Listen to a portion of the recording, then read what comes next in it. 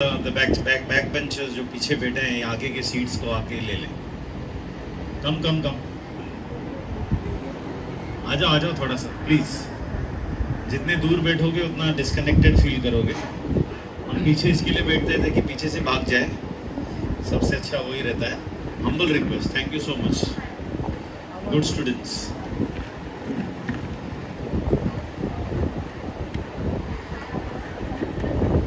और यहाँ पर भी आ सकते हैं, यहाँ के सीट्स खाली है, थोड़ा सा बैक साइड से आ जाओ, थोड़ा सा you can come in front. हाँ, कम इन फ्रंट। हाँ,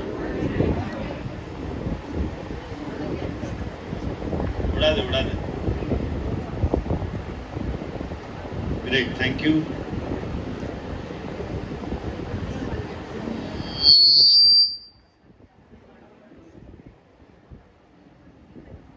एवरीवन,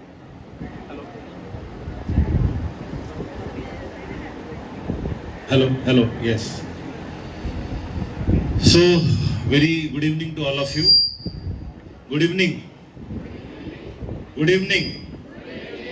चलो, I can understand कि मैं all over India, Mumbai, last week में मैं अकोला में था, अक्रॉस इंडिया में सेशंस लेता हूँ करियर के ऊपर। सो ज़्यादा बच्चे नहीं आते करियर के सेशन सुनने के लिए।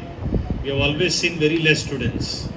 तो यहाँ पर भी कम बच्चे आए हैं। उसका रीज़न होता है कि करियर में, अभी देखो मैं जो भी देर बात करूँगा ये मैं भाषण देने वाला हूँ, ज्ञान देने वाला हूँ। I will be giving you knowledge how to select a career.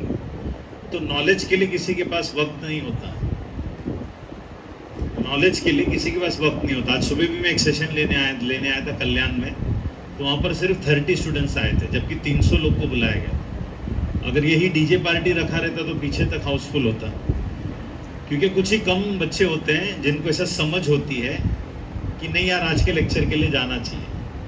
कुछ लोग घर से निकलने के लिए आ गए, क्योंकि घर पे बैठे रहेंगे तो मम्मी पापा कुछ ना कुछ काम दे देंगे, तो उससे अच्छा चलो यार करियर के नाम पे निकले। अब अगर आप फ़ोन करेंगे ना सर आप, तो कसम से आधे लोग तो घर से निकले रहेंगे लेकिन इधर आए नहीं रहेंगे, क्योंकि इसी बहाने निकलते हैं। आप लोग समझदार बच्चे हो, आज का ये शाम आप टाइम पास कर सकते हैं। आज वैसे भी छुट्टी का दिन है, ईद का माहौल है, तो आप सो सकते थे, पिक्चर देखने जा सकते थे या आराम कर सकते थे। बट आई डोंट नो आप क्यों सोचकर इधर आए।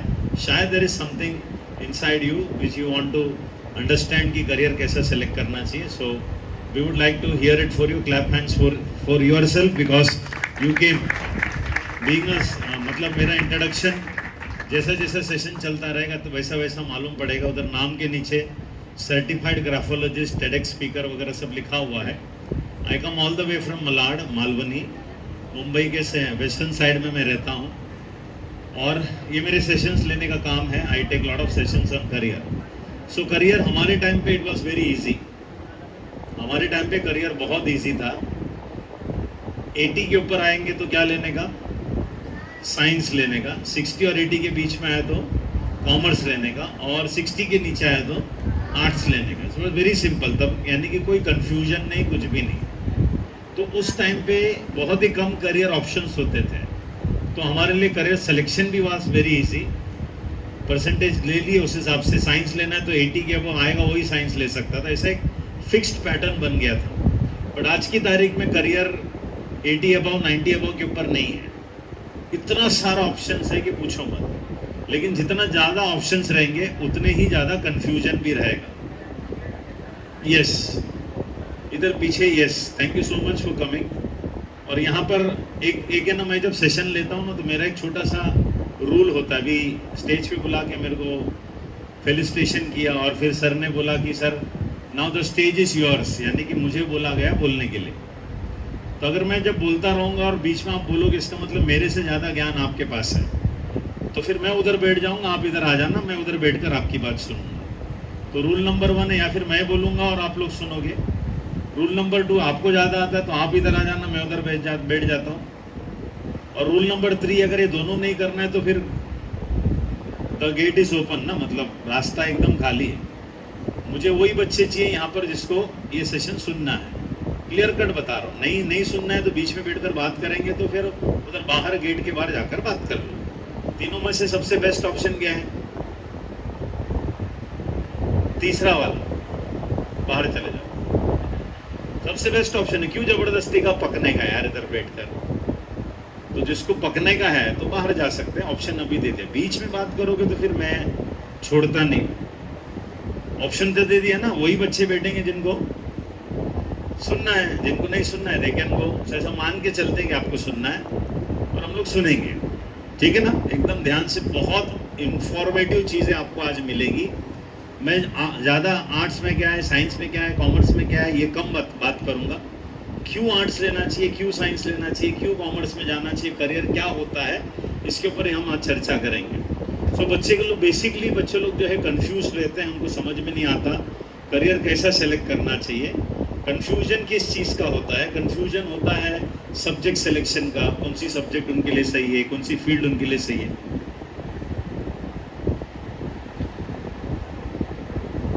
हैंग हो गया लगता, पीपीटी को वापस चालू करके देखो, नहीं तो हाँ ठीक है। Yes, so the confusion is what are the fields, what needs to be taken, how to achieve my goals in life. बच्चों को मालूम नहीं कि गोल्स कैसे अचीव करने हैं। बहुत सारे बच्चों को ये भी मालूम नहीं है कि मैं अगर समझो JEE लिया, नीट लिया, डॉक्टर बनने की कोशिश की और नहीं बन पाया, तो दूसरा ऑप्शन क्या होना चाहिए। अगर मैं नहीं पढ़ पाता हूँ, मैं क्रैक नहीं कर पाता हूँ, तो दूसरे ऑप्शंस क्या होते हैं। देन वी हैव कि मेरा जो फील्ड मैंने लिया है वो सही है कि नहीं, कौन सी कॉलेज सही है, कौन सी कॉलेज मेरे लिए ठीक रहेगा, कौन सी कोर्स मेरे लिए ठीक रहेगा। इट्स नॉट वर्किंग, वो नहीं चल रहा है, हैंग हो रहा है शायद।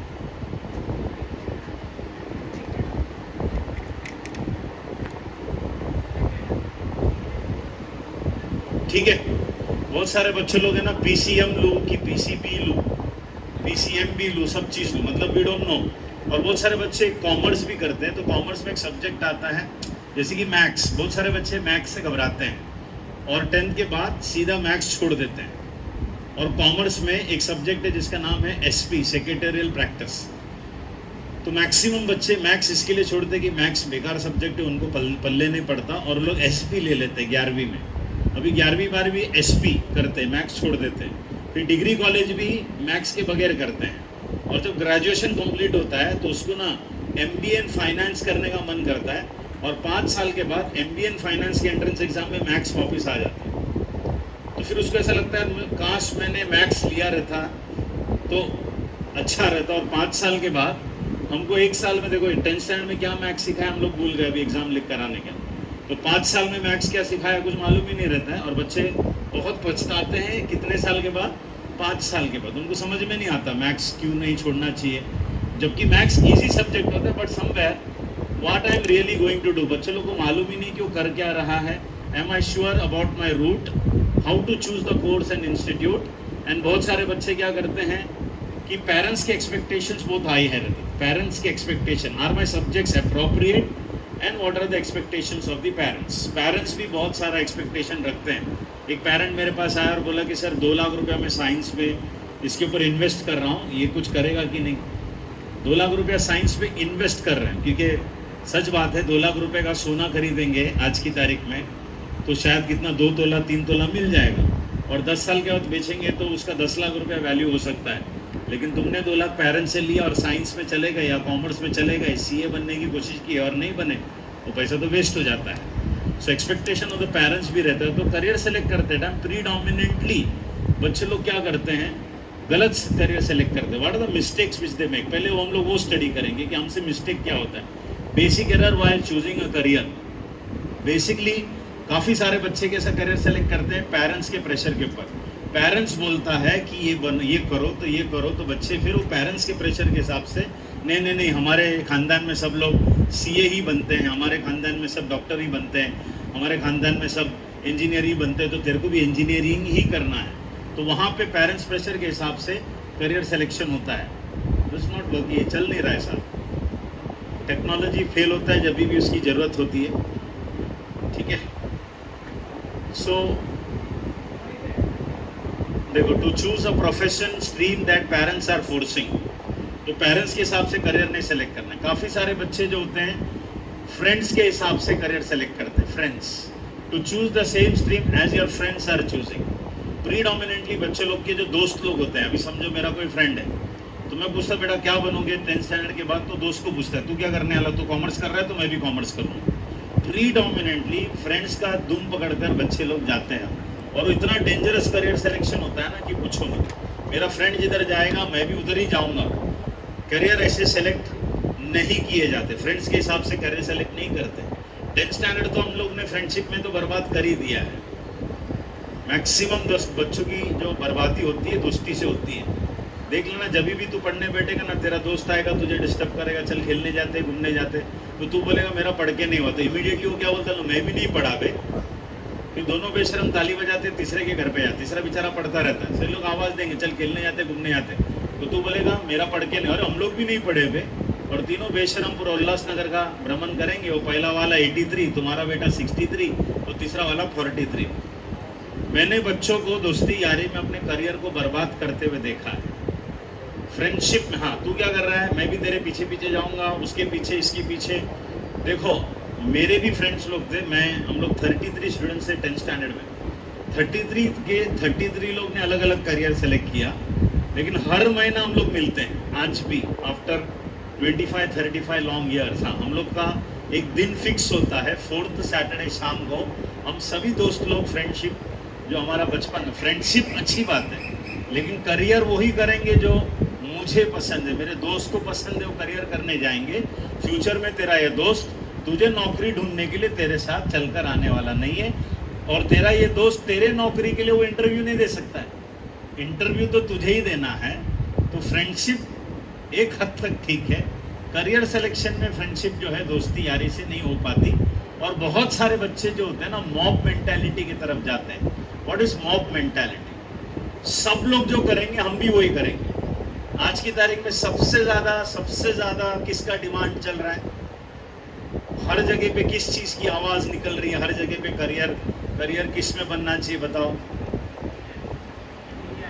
किसका? इंजीनियरिंग में कौन सी वाला स्पेसिफिक बता? AI, artificial intelligence. सुना है ना सभी लोग ने, आर्टिफिशियल इंटेलिजेंस। आप है ना उधर बटन दबाते रहना।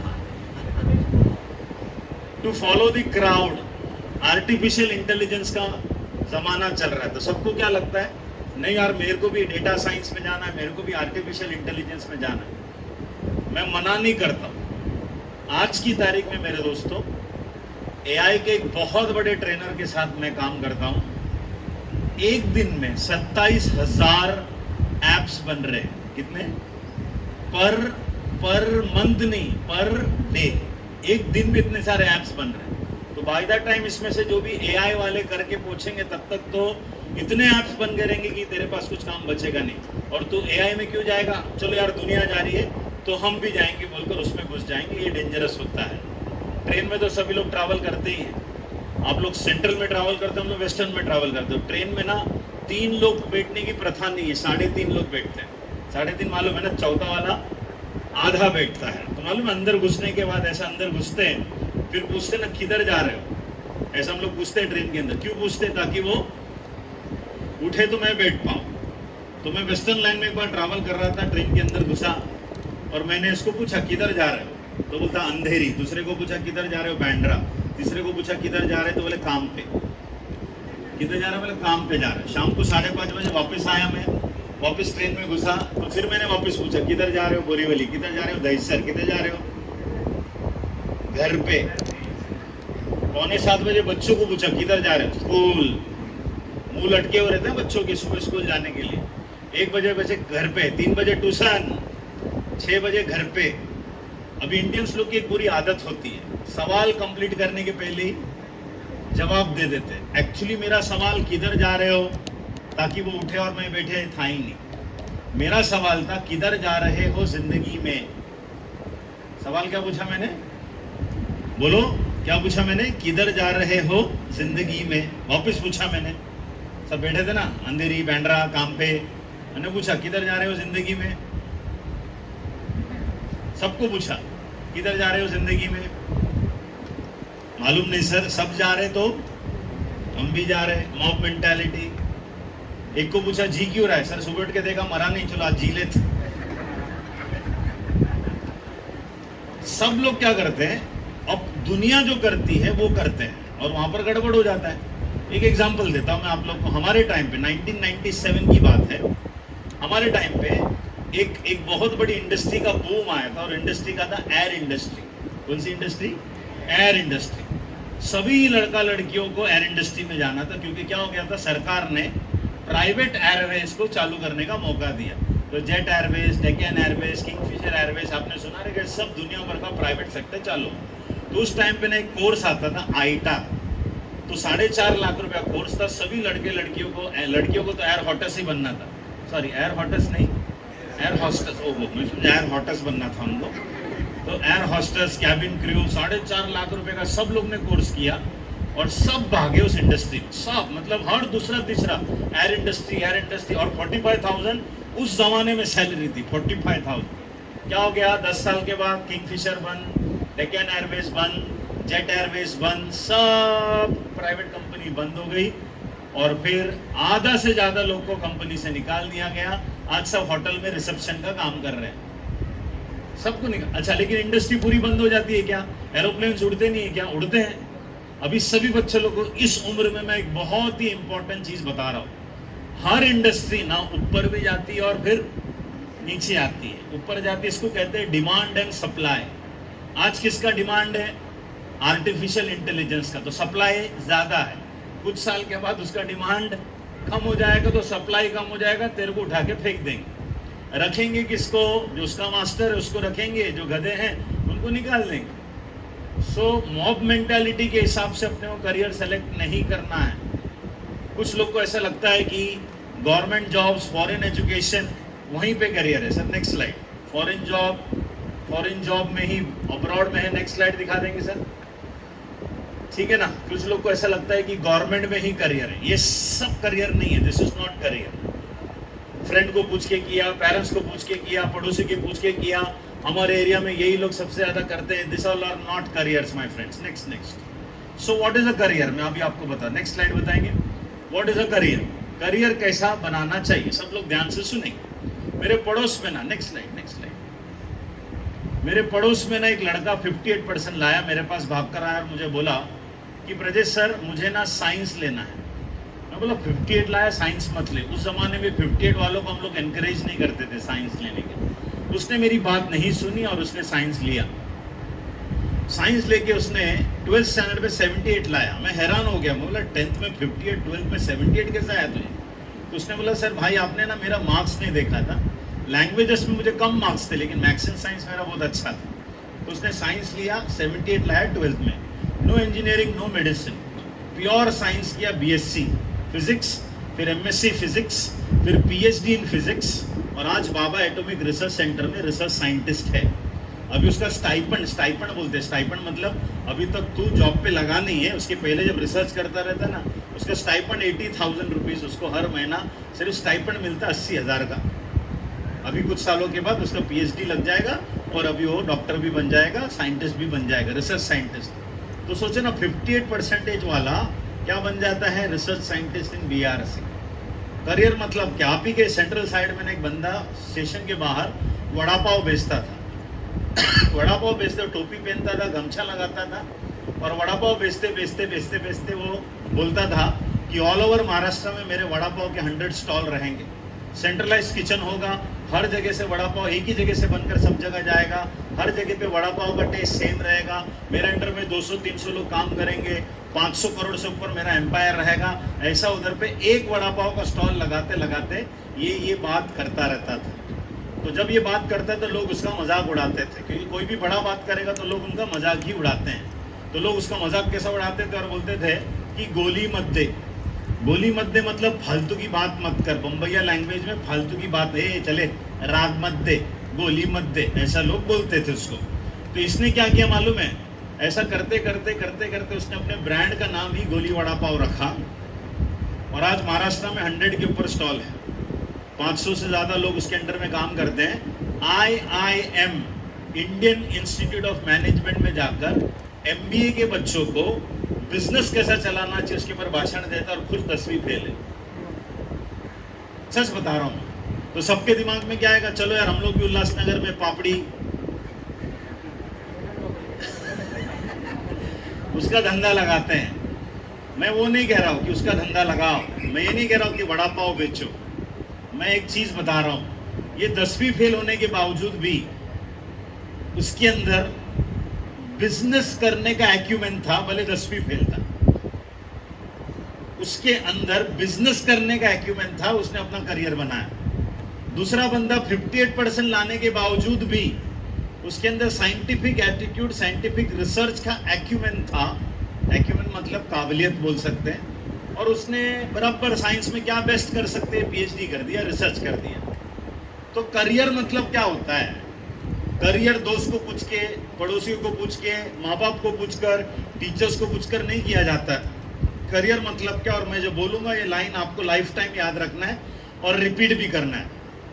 कोई भी पूछेगा करियर मतलब क्या है, तो एक ही चीज कहने का, मैं जो हूं वही मेरा करियर है। क्या लाइन बोला मैंने? मैं जो हूं वही मेरा करियर है। अब मैं कौन हूं ये ढूंढने का काम हमारा है, दिशा दिखाने का काम मेरा है, यानी कि मैं आपको डायरेक्शन दिखाऊंगा, करियर सिलेक्शन का काम आपका है। और मैं जो हूं वही मेरा करियर है। फॉर एग्जाम्पल, मैं एक पब्लिक स्पीकर हूं, I am a public speaker. Public के सामने मैं भाषणबाजी देता हूं। मैं 2 घंटे के ऐसे सेशन का 15,000 रुपीज चार्ज करता हूं। सुबह एक हो गया, ये दूसरा है, एक और अभी मेरा ऑनलाइन सेशन। तो 3 सेशन का 45,000 रुपये आज शाम को मेरे बैंक में ऐड हो जाएगा। ऐसा पिछले 4 फ्राइडे, सैटरडे, संडे, मंडे, कितने दिन हो गए? 4 दिन से मैं 3 सेशन ले रहा हूँ। तो यानी कि लगभग 1,20,000, 1,30,000 मेरे बैंक में 3-4 दिन में ऐड हो गए। आप है ना गूगल करना, Google BSc in public speaking. ऐसा कोई डिग्री कॉलेज नहीं है जो तुमको 4 साल का पब्लिक स्पीकिंग के ऊपर डिग्री देता है, ऐसा है ही नहीं। लेकिन पब्लिक स्पीकिंग में मैंने मेरा करियर बनाया। I am a public speaker. फिर मेरे नाम के आगे ग्राफोलॉजिस्ट लिखा था। Who is a graphologist? Graphology, logy का मतलब स्टडी, ग्राफ का मतलब your hand writing and your signature is the graph of your life. आपकी हैंड राइटिंग और आपकी सिग्नेचर आपकी जिंदगी का ग्राफ है। आपकी पर्सनालिटी पता चलती है हैंड राइटिंग, सिग्नेचर से। हमारी टीम ATS, मुंबई पुलिस, जितनी भी CID, क्राइम ब्रांच, CBI के साथ हम लोग काम करते हैं। हैंड राइटिंग से हम बताते हैं कि ये सुइसाइडल है, कि कौन मर्डर करता है, कौन टेररिस्ट होता है। ये सब चीज़ें हमको हैंड राइटिंग से पता चलती है। बहुत बड़ा साइंस है। मूसाद करके एक संगठन इंडिया में रॉ करके है, रिसर्च एनालिसिस विंग करके रॉ करके है। तो इजराइल में मूसाद करके एक संगठन है। पासपोर्ट लेते टाइम हैंड राइटिंग भी लेते हैं, और हैंड राइटिंग से पता चलता है कि ये पासपोर्ट वाला टेररिस्ट है, उसको पकड़ के जेल में डाल देते हैं। टेररिस्ट अटैक होता ही नहीं है वहाँ पे, क्योंकि पहले से ही स्टडी किया जाता है। ये साइंस है। अभी कोटा में बहुत सारे, कोटा जानते हो ना, राजस्थान, वहाँ पर बहुत सारे बच्चे आत्महत्या कर रहे हैं। तो मैंने उनको ऑफर दिया है, मेरा वहाँ पे काउंसलिंग चालू होने वाला है 1 महीने के बाद। आत्महत्या करने के बाद क्या कर लोगे, मुझे हैंड राइटिंग दे दो, मैं बता दूंगा कौन सी बच्चा डिप्रेशन में है, सुइसाइड में है। ये साइंस का नाम है ग्राफोलॉजी। अभी शाम का मेरा 6:30 से 10 o'clock का सेशन है। उस बैच में 50 लोग ऑल ओवर इंडिया में आए हुए हैं। एक जन से मैं 10,000 रुपया लेता हूँ। 5 लाख रुपए का मेरा बिजनेस सिर्फ 1 महीने में हैंड राइटिंग, सिग्नेचर एनालिसिस से आता है। आप ना जाके चेक कर लेना गूगल में, there is no college which provides degree in graphology. कोई कॉलेज नहीं है। लेकिन मैंने अपना जबरदस्त करियर बनाया। तो मैं क्या बताना चाहता, तो अभी आप लोग बोले कि सर आप इतना कमा रहे तो हम लोग भी आ जाते ग्राफोलॉजी में। ऐसा नहीं है। करियर मतलब क्या, अभी जो मैंने स्टेटमेंट बताया, बोलो व्हाट इज करियर? मैं जो हूं वही मेरा करियर है। मुझे ये काम पब्लिक स्पीकिंग मुझे बहुत मजा आता है, ये मैंने ढूंढा और मैंने अपना करियर बनाया। सो करियर मतलब क्या होता है, मैं जो हूं वही मेरा career. So my friends, career बनाने के लिए हमको एजुकेशन लेना पड़ता है, सही है? यस, नेक्स्ट स्लाइड दिखाएंगे। सो सबसे पहले what is the actual meaning of word education? अभी कितने साल से पढ़ रहे हैं हम लोग, बताइए। 1st to 10th स्टैंडर्ड पकड़ेंगे तो 10 साल, जूनियर सीनियर पकड़ेंगे तो 12, नर्सरी गए तो 13, और बीच में फेल हुए तो 14। फेल तो होते नहीं, सरकारें फेल होने देती नहीं है, और बीच में कोविड ने भी फेल होने नहीं दिया। कोविड कितने बार आया? 3 बार। क्या बोलते थे, वेव 1, वेव 2 एंड वेव 3। 3 बार क्यों आया? एक्चुअली कोविड एक ही बार आने वाला था। 3 बार क्यों आया? बच्चे लोग दुआएं करते थे एक और बार आ जाए। यस, बच्चे इतने खुश थे ना कोविड में। मेरे पड़ोस में एक लड़की थी, उसका अगले दिन टर्मिनल एग्जाम था, तो मैं बोला तू क्या घूम रही है हंस रही थी। बोला पढ़ने का कुछ नहीं सर, कॉपी तो मारने का अपने को सिर्फ। तो बच्चे इतने खुश थे ना कोविड में कि उन लोग ही प्रार्थना करते थे कि एक और बार आ जाए करके। ठीक है ना। हाँ, तो लेट अस कम बैक। 12 साल से पढ़ रहे हो, एवरेज पकड़ते हैं। 11वीं 12वीं करोगे तो 2 साल, 4 साल इंजीनियरिंग मेडिसिन करोगे तो 4 साल, अभी बीएससी बीकॉम भी 4 साल का होने वाला है। सभी बच्चों को कह रहा हूँ, आप लोग का जब 12वीं हो जाएगा तब NEP न्यू एजुकेशन पॉलिसी आने वाली है, तो 4 साल का डिग्री, 2 साल 11वीं 12वीं तो 6, एंड पोस्ट ग्रेजुएशन करोगे, MBA करोगे, मास्टर्स करोगे तो 2 साल और, तो कितना 8। 12 साल से पढ़ रहे हो, 8 साल और पढ़ोगे तो कितने साल रहोगे टोटल एजुकेशन में? 20 साल। तो एजुकेशन में 12 साल हो गया, 8 साल और ऐड करो। सो what is actual meaning of education? ये वर्ड के अंदर ही तुम्हारा करियर, ये वर्ड के अंदर ही तुम्हारा career. So what is the meaning of word education? Sir next slide दिखाएं। एजुकेशन मीन्स, रीड करो सभी लोग, ऊपर लिखा हुआ है क्या है? To draw out. Draw out का मतलब होता है बाहर निकालना। हम कुएं में से क्या बाहर निकालते हैं? जोर से बोलो। पानी। हम कुएं में से क्या बाहर निकालते हैं? पानी निकालते हैं। अब मुझे बताओ कुआं कहाँ खोदा जाता है? मन मर्जी जिधर उधर कुआं खोदते हैं क्या? जिधर पानी होता है 100% जिधर पानी होता है। सैटेलाइट के थ्रू पानी के टेबल को ढूंढा जाता है, ऊपर की मिट्टी और रॉक्स को हटाया जाता है और नीचे पानी ऑलरेडी होता है। वाटर वॉज ऑलरेडी देयर, हमने सिर्फ उसे क्या किया? बाहर निकाला। इसको और एजुकेशन से क्या लेना देना? ध्यान से सुनना, और आने वाला 3 मिनट तुम्हारे लाइफ के अंदर ट्रांसफॉर्मेशन ला सकता है। ध्यान से सुनना, इसको और एजुकेशन से क्या लेना देना? इधर बैठे हुए हर बच्चे के अंदर एक टैलेंट ऑलरेडी है, उसे बाहर निकालने के प्रोसेस को एजुकेशन कहते हैं। इधर बैठे हुए हर बच्चे के अंदर टैलेंट ऑलरेडी है। करियर दोस्त को पूछना नहीं है, करियर माँ बाप को नहीं पूछना है, करियर पूछने के लिए अपने आप से सवाल पूछना है। इसके लिए रविंद्रनाथ टैगोर हमेशा कहते थे, every born child is a new thought of God. Every born child is a new thought of God. पैदा हुआ हर बच्चा ईश्वर का एक नया सोच है। पैदा हुआ हर बच्चा। 6 सितंबर 1979 सुबह 5:55 को ईश्वर को एक ख्याल आया कि 45 साल के बाद उल्लासनगर में जाकर अपने गोविंद सिंह स्कूल में अपने को बच्चे को करियर का टॉक लेना है। तो 45 इयर्स पहले मेरा जन्म हुआ आपको करियर टॉक देने के लिए। अब मुझे ये टॉक देने के लिए मुझे कल नहीं पैदा करता हो, कल पैदा करके आज भेज देता नहीं होता ना। 45 इयर्स पहले सोचना पड़ा उनको। किसी को तो फ्यूचर में बच्चों को करियर का टॉक के लिए कंफ्यूजन रहेगा, किसको पैदा करो किसको पैदा, तो प्रजेश को पैदा किया। Are you with me? And it's a fact. और आज जो डॉक्टर्स लोग उल्लासनगर में काम कर रहे हैं, अपना हॉस्पिटल चला रहे हैं, उनकी उम्र खत्म हो जाएगी, 55-60 रिटायर हो जाएंगे, तो फ्यूचर में डॉक्टर्स की जरूरत है। इधर कोई तो एक डॉक्टर बैठा है। Every born child is a new thought of God. ये समझ जाना, जिस दिन ये समझ में आया ना तो बहुत मजा आएगा। इसके लिए हमेशा एक लाइन कहते हैं, God has time to make somebody, God doesn't have time to make nobody. I repeat, God has time to make somebody, God doesn't have time to make। तो you are somebody, you are not nobody। माँ बाप तो बोलते तू कुछ काम का है नहीं, नालायक कुटला, काय करतो तू करके, मम्मी डैडी ऐसा बोलते हैं। लेकिन आज घर पे जाके बोलना, I am not nobody, I am। अब ये somebody में ढूंढ के दिखाऊंगा, तू गाली देते रहे मुझे, लेकिन मैं आज सर ने मेरे को सिखाया है कि मैं कुछ तो हूँ। So don't feel एकदम डिजेक्टेड। I am somebody, मेरे अंदर कुछ तो है। अभी रामायण में राम जी को लंका जाना था, तो उनको एक पुल बनाना था, उसका नाम क्या है? राम सेतु। उसके ऊपर पिक्चर भी बनी। तो अभी राम जी ने ये पुल बनाया कि बनवाया? बनवाया, खुद ने नहीं बनाया। और वो पुल कौन बनाते थे? दो वानर थे जिनका नाम है नल और नील। सुना है? नल और नील पत्थर लेते तो उसके ऊपर जय श्री राम लिखते तो पत्थर फ्लोट होता था। और राम जी ने पूरा पुल बनवा के ले लिया नल और नील से। और नल और नील उस जमाने के सिविल इंजीनियर्स थे। पुल बनाने का काम, राम जी को पुल नहीं बनाने आता था, राम जी को तो धनुष बाण चलाने आता था, तो धनुर्धारी थे, वो तो क्षत्रिय थे। लेकिन पुल बनाने का काम नल और नील ने किया, तो इधर के भी उल्लासनगर का कोई पुल बनाने का काम, आप में से कोई सिविल इंजीनियर, कोई तो डॉक्टर, कोई तो साइंटिस्ट, कोई तो इंजीनियर इधर जन्म ले चुका है। तो आप हो, भगवान ऐसे फुकड़ में नीचे पृथ्वी में बेचता नहीं है। जब तक कोई कारण नहीं है तब तक कोई बेचता नहीं, कुछ तो कारण है। अरे विथ मी एवरीवन, समझ में आ रहा है मैं क्या बता रहा हूं? आवाज नहीं है रे उल्लासनगर में। यस, आवाज निकलनी चाहिए तो मजा आएगा। तो education means to draw out. 1000 साल पहले एजुकेशन का मतलब अपने संस्कृत में लिखा था। 1000 years बैक हमारी संस्कृति ने हमको सिखाया था एजुकेशन क्या होता है। सा विद्या या विमुक्त है।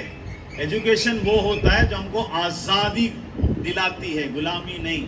आज एक छोटा सा होमवर्क दूंगा मैं आपको। अरे सर ऑलरेडी पक चुके होमवर्क से, अभी तो निकले हम लोग तय खाने से ना, है ना। चलो सिंपल सा होमवर्क है, कुछ नहीं है, पूछताछ करनी है। अपने घर पे जाओ, अपने घर में अड़ोस पड़ोस में, अपने रिश्तेदारी में लोगों को पूछो, एक सवाल पूछना। जो भी जॉब पे जाते हैं ना सुबह को, उनको एक ही सवाल पूछना कि मंडे सुबह को जॉब पे जाने को अच्छा लगता है क्या? क्या लगता है? क्या बोलेंगे?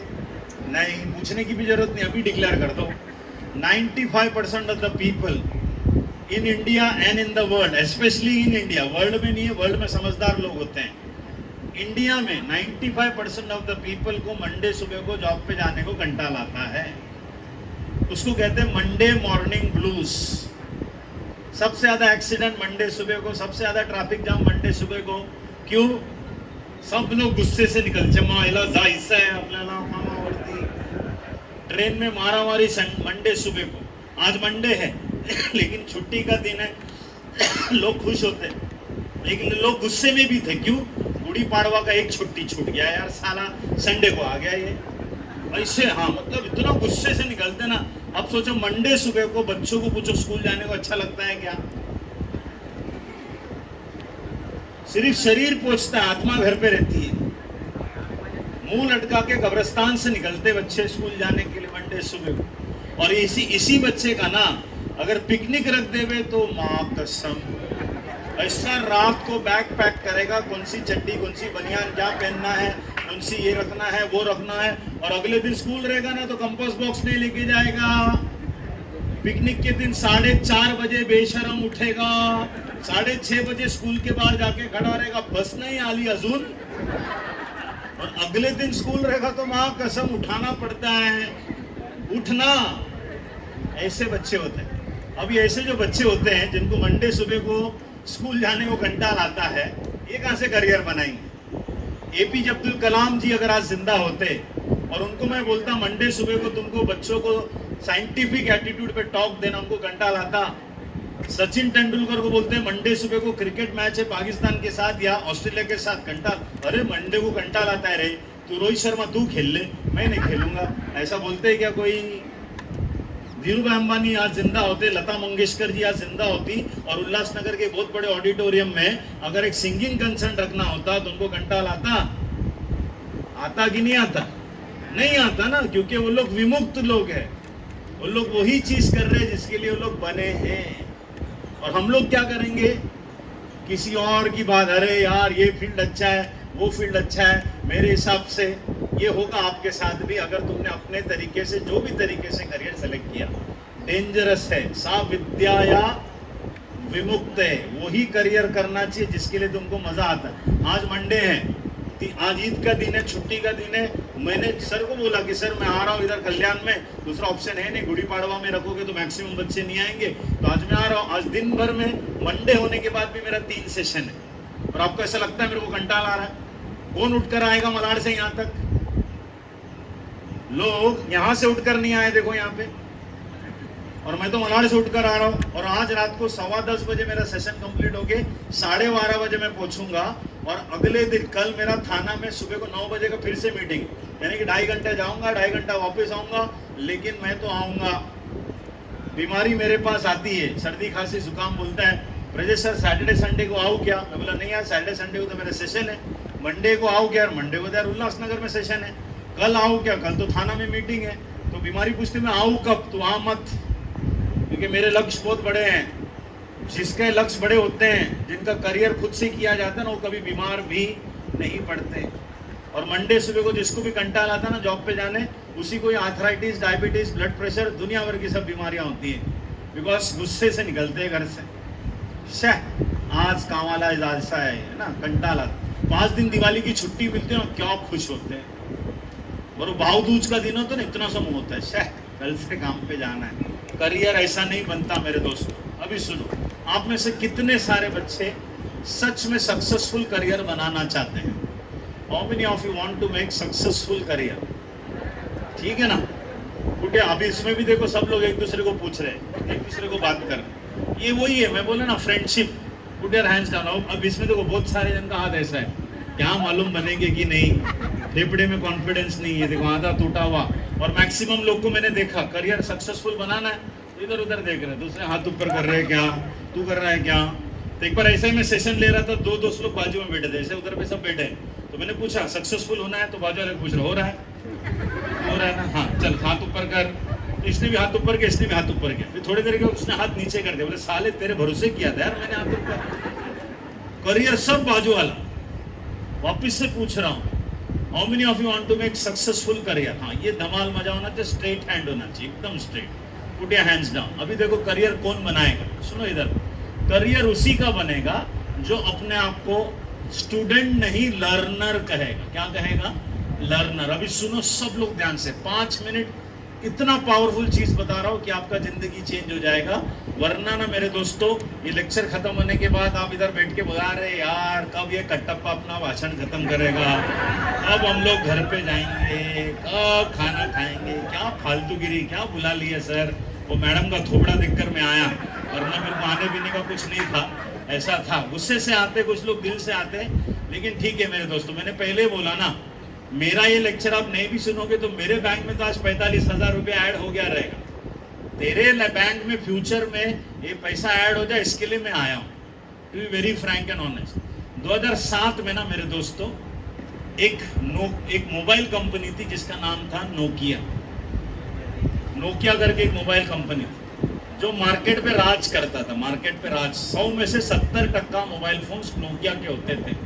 तो लोग ये नहीं बोलते थे कि मोबाइल लिया क्या, लोग एक ही बोलते थे कि नोकिया लिया क्या, because there was only one company called as Nokia. Nokia के पास एंड्रॉइड करके कंपनी गई, एंड्रॉइड जिसने टच स्क्रीन टेक्नोलॉजी बनाया, जो आप लोग आज वापरते हैं ना उसको टच स्क्रीन। उसके पहले बटन टेक्नोलॉजी थी, ऐसा बटन दबा के फोन पे बात करते, उसके बाद आया टच स्क्रीन टेक्नोलॉजी। तो android was the first company to make touch screen technology. तो सैमसंग के पास, सॉरी नोकिया के पास एंड्रॉइड गया, बोले सर आप इसकी नई टेक्नोलॉजी की लर्निंग लीजिए और अपने मोबाइल फोन में डालिए। तो नोकिया ने सुना नहीं। नोकिया बोला तू कौन होता है मेरे को सिखाने वाला, मेरे को तो सब मालूम है, मैं मार्केट का लीडर हूँ। आजकल बहुत सारे बच्चे पेरेंट्स को और टीचर, तुम कौन होते हैं हमको सिखाने वाले, हमको सब कुछ मालूम है। अपने आप को थोड़ा एक हड्डी ज्यादा रहता है। आजकल के बच्चों को ग्रेट समझते, आता कुछ नहीं। स्मार्टफोन वापरते तो ऐसा लगता है कि बहुत स्मार्ट बन गए, तो स्मार्ट होते नहीं, सिर्फ दिखाते हैं। तो नोकिया ने भी अपना स्मार्टनेस दिखाया, बोले तू कौन होता है हमको सिखाने वाला, और नोकिया ने एंड्रॉइड को भगा दिया। एंड्रॉइड गया सैमसंग के पास। तब सैमसंग बहुत छोटी कंपनी थी मोबाइल फोन की, आप लोगों को मालूम नहीं है, हमारे टाइम पे वो था। मेरे पास सैमसंग का छोटा सा मोबाइल फोन था, इतना पावरफुल कंपनी नहीं थी, लेकिन सैमसंग को अक्ल था। सैमसंग ने नई टेक्नोलॉजी की लर्निंग ली, अपने मोबाइल फोन में इंटीग्रेट किया, और आज सैमसंग क्या है, मार्केट लीडर है। और नोकिया को दुनिया ने नो किया। 2007 में दुनिया पे राज करने वाला, और 2025 में अस्तित्व रायला नाही। तो आज 2025 है, 10 साल के बाद तुम्हारा भी अस्तित्व नहीं रहेगा नोकिया के जैसा, अगर तुम सैमसंग के जैसा क्या बनोगे, लर्नर नहीं बनोगे। तो सैमसंग ने क्या किया, नए टेक्नोलॉजी की, नई जानकारी की लर्निंग ली, अपने मोबाइल फोन में डाला, और आज सैमसंग मार्केट का लीडर है। और नोकिया को दुनिया ने नो किया। तो 2035 में इंटरव्यू देने जाओगे 10 साल के बाद, तो वो इंटरव्यूअर भी आपको क्या करेगा, नो किया। इंटरव्यू में नो किया, क्योंकि तेरे पास कोई नॉलेज नहीं है, तेरे को नो कर देगा 10 साल के बाद, कसम से बता रहा हूं। मैं इंटरव्यूज लेता हूं ना कितने सारे बच्चों का, पूछता why are you late in the interview, मैं होम कम स्कूल लेट, खतरनाक इंग्लिश, जबरदस्त. हिंदी तपून आरेले ते तपून जारेले थे. मराठी तर महाराष्ट्रीयन पोरांना बोलायला लिहायला येत नाहीये मराठी आज. यस, नोकिया हो जाओगे अगर आप लर्निंग नहीं लोगे. तो आज के बाद सबको सक्सेसफुल करियर बनाना है. फिर से पूछ रहा हूं, how many of you want to make successful career? Everyone put your hands down. सुनो, सक्सेसफुल करियर वही बनाएगा जो अपना नाम आज से स्टूडेंट नहीं लर्नर कहेगा.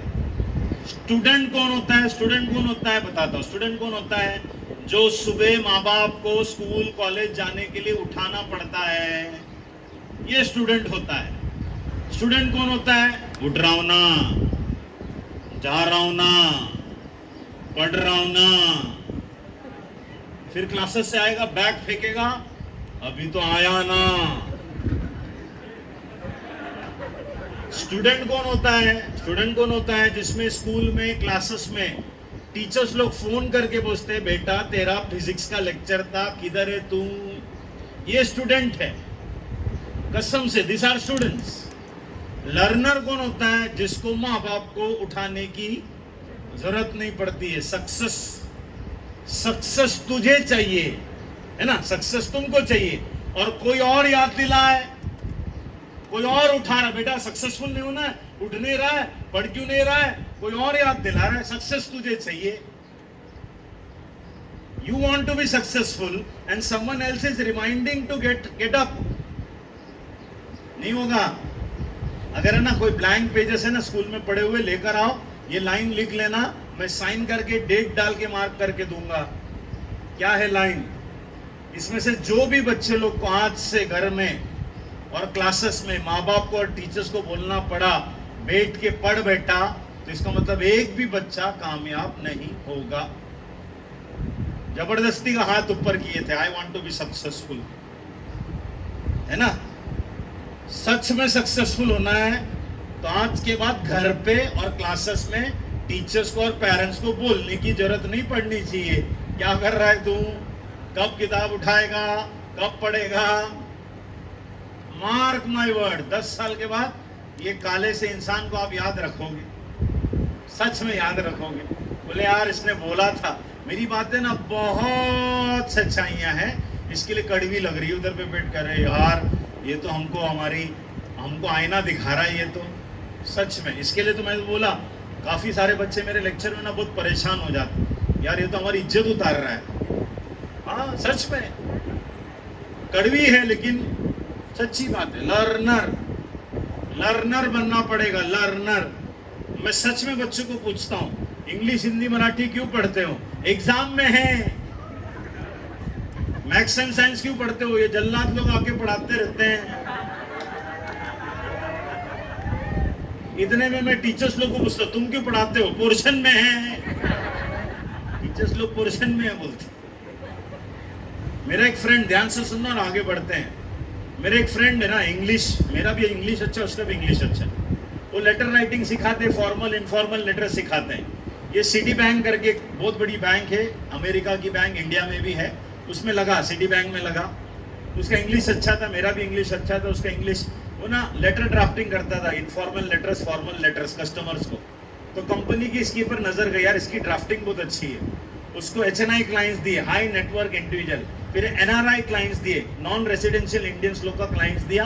मेल पे उनको अपने बारे में बताते रहने का और उनको एंगेज रखने का. सिटी बैंक की नजर इसके ऊपर गई, अमेरिका की. बोले यार ये लड़के का राइटिंग इतना जबरदस्त है, इसका इंग्लिश इतना अच्छा है, चलो इसको अपन अमेरिका में लेते. मेरे दोस्तों 1.5 लाख की सैलरी, 4.5 लाख रुपया, और अमेरिका में settled, just by knowing good English. Which English which was bloody taught to you in the school when teacher was teaching English? You are doing time pass in the school.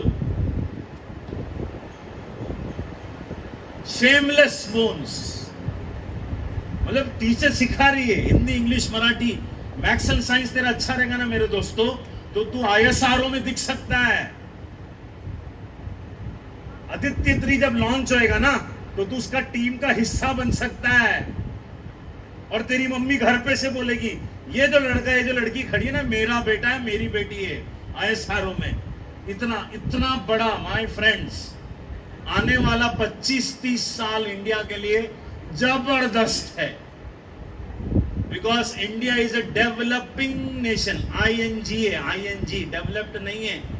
अगर developed हो गया रहता कोई काम धंधा नहीं रहता। अभी डेवलपिंग है, इसका मतलब इतना काम बाकी है कि success is a matter of choice. चुनो अपना फील्ड और सक्सेसफुल हो जाओगे। इतना बड़ा मार्केट।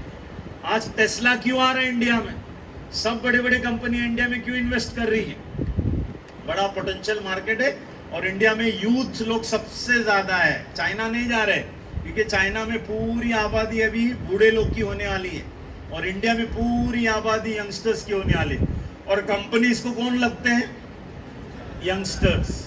लेकिन हमारा यंगस्टर देखेगा तो टाइम पास, पबजी, भटकना, सेल्फी, उल्टा झाड़ू सर पे, Ghajini cut, hydrogen, hip hop. और तेरी तो हिप हॉप है ना, उड़ी बिड़ी मारने का आसमान बिस्मान में, उसी के अंदर उसको रहता है। डीजे पार्टी बोलेंगे तो एक टांग पे नाचेगा, एक टांग पे नाचेगा।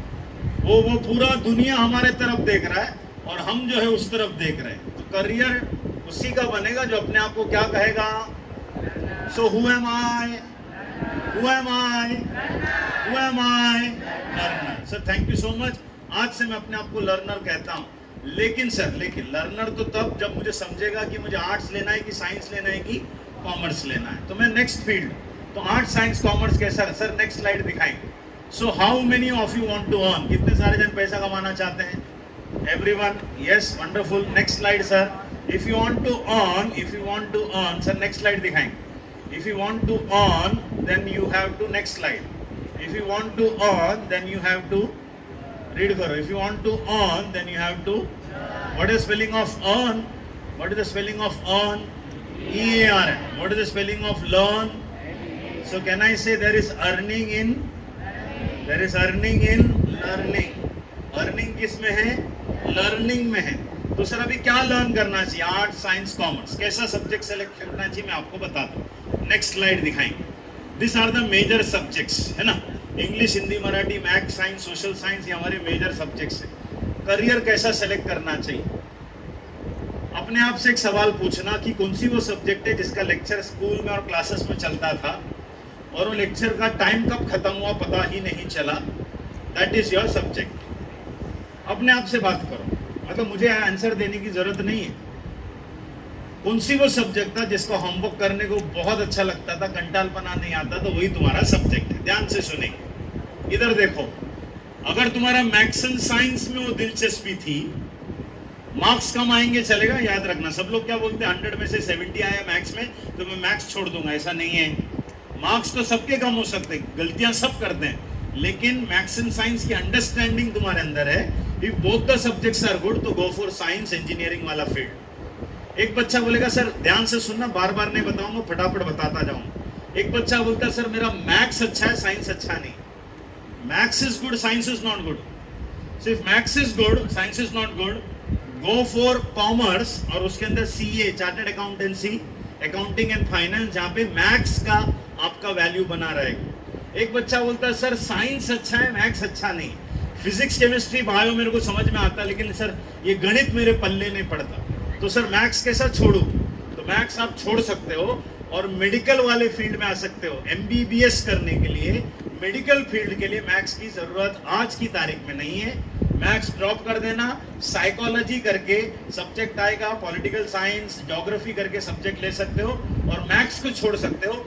फिर भी तुम साइंस ले सकते हो, लेकिन कौन सी फील्ड में जाना पड़ेगा? मेडिकल, MBBS वाले फील्ड में यू कैन ड्रॉप मैथ्स। अभी एक बच्चा बोलता है कि सर मेरे लैंग्वेजेस अच्छे, तो गो टू फिर आर्ट, सिंपल है। तुम्हारे सब्जेक्ट तुम्हारे पास है। सुनो ध्यान से, मुझे इंग्लिश, एकदम ध्यान से सुनना और मुझे आंसर देना। मुझे इंग्लिश में 71 आया, मराठी में 72 आया, हिंदी में 73 आया आउट ऑफ 100, यानी कि लगभग 27, 28, 29 मार्क्स कम हो गए मेरे लैंग्वेजेस में। लेकिन मुझे मैथ्स में 148 आउट ऑफ 150, 150 में से 148, साइंस में 147, 150 में से। सो मैथ्स एंड साइंस में 148, 147, सोशल साइंस में मुझे 96 आउट ऑफ 100 था। तो ये सब्जेक्ट्स के मार्क्स के हिसाब से वापिस से बता रहा हूँ, English, Hindi, Marathi was only 71, 72, 73, maths and science was 148 and 147। तो ये मार्क्स के हिसाब से मुझे कौन सी फील्ड लेना चाहिए? ये मार्क्स के हिसाब से what is my subject? Maths and science, that is science. अभी यहाँ पर ध्यान से सुनना सभी पेरेंट्स और बच्चे, मुझे मैथ्स एंड साइंस में इतने अच्छे मार्क्स क्यों आए? क्योंकि मेरी mummy diploma electrical engineering, she was an expert in to maths and science. तो हमारे घर में ना रोज 2 घंटे का मैथ्स एंड साइंस कंपल्सरी चलता था। सो मेरा मैथ्स एंड साइंस इसके लिए स्ट्रांग है, था और है, because I used to practise maths and science every day. ध्यान से सुन, इसके लिए मुझे 148 147 आया। लेकिन मेरे दोस्तों, इंग्लिश हिंदी मराठी में मैं बगैर पढ़ के मैंने 71 72 73 लाया। मैं पढ़ता ही नहीं था इंग्लिश हिंदी मराठी, क्योंकि मुझे पढ़ने की जरूरत ही नहीं पड़ती थी। बगैर पढ़ के 71 72 73। सो मेरा सब्जेक्ट क्या है? मैथ्स एंड साइंस की लैंग्वेज है, मैथ्स एंड साइंस नहीं है। ध्यान से सुनना, मेरा सब्जेक्ट पिछले 1 घंटे से बड़बड़ कर रहा हूं, रुक रहा हूं क्या? सो what is strong in me? Language, maths and science. तो 2 तरीके के करियर बन सकते हैं। ध्यान से सुनना, सर स्लाइड दिखाएंगे। There are 2 types of career. जैसे कि मैंने, नेक्स्ट स्लाइड दिखाओ। हाँ, मैंने मैथ्स में एजुकेशन बेस्ड करियर है, दैट इज नर्चर। और दूसरा है, नेक्स्ट स्लाइड, लैंग्वेज मेरा टैलेंट बेस्ड है, दैट इज नेचुरल। तो 2 तरीके का करियर बनेगा, एक है नर्चर और एक है नेचुरल। लैंग्वेज मेरे लिए नेचुरल है, मैथ्स एंड साइंस मैंने नर्चर किया। तो करियर दोनों में बनेगा। अगर आपको समझ है आपका नेचुरल क्या है, अगर आप ढूंढ सकते हो तो आप करियर बना सकते हो। नहीं समझ में आता है तो आप मेरे जैसा नर्चर कर लेना। मैंने मैथ्स एंड साइंस नर्चर किया ना, रोज प्रैक्टिस करके। मेरे करियर की शुरुआत, I was a excellent maths teacher. 15 साल तक मैंने मैथ्स सिखाया, वो नर्चर। फिर बाद में 15 साल के बाद पता चला कि मैं भाषणबाजी दे सकता हूं, तो मैंने मैथ्स एंड साइंस पढ़ाना छोड़ दिया और मैं किस में आ गया? पब्लिक स्पीकिंग, जो मेरा क्या है? नेचुरल। आपको ऐसा 25 साल नहीं लगेंगे, क्योंकि आपको मैं बता रहा हूं ना। तो नेचुरल एंड नर्चर। तो करियर कैसा बनेगा? नेक्स्ट स्लाइड, बहुत ध्यान से नेक्स्ट स्लाइड एंटर कीजिए। फ्लो स्टेट, रीड करो क्या लिखा है? Flow state. What is the meaning of flow state? Flow state का मतलब क्या होता है? कब लेक्चर खत्म हुआ पता नहीं चला, that is called as a flow state. अभी पिछले आधा पौना घंटे से मैं बात करने की कोशिश कर रहा हूं, कंटाल आ रहा है आपको कि आपको सुनने में अच्छा लग रहा है? तो it is called as a flow state. मालूम है, वेब सीरीज जब हम लोग देखते हैं, वेब सीरीज, कोई भी अच्छी वेब सीरीज है, एक एपिसोड खत्म होता है तो बंद करने का मन नहीं करता, दूसरा ऐसा करते करते पूरा 8 एपिसोड रात को 2:30 बजे तक देखते रहते हैं। उसको कौन सी स्टेट कहते हैं?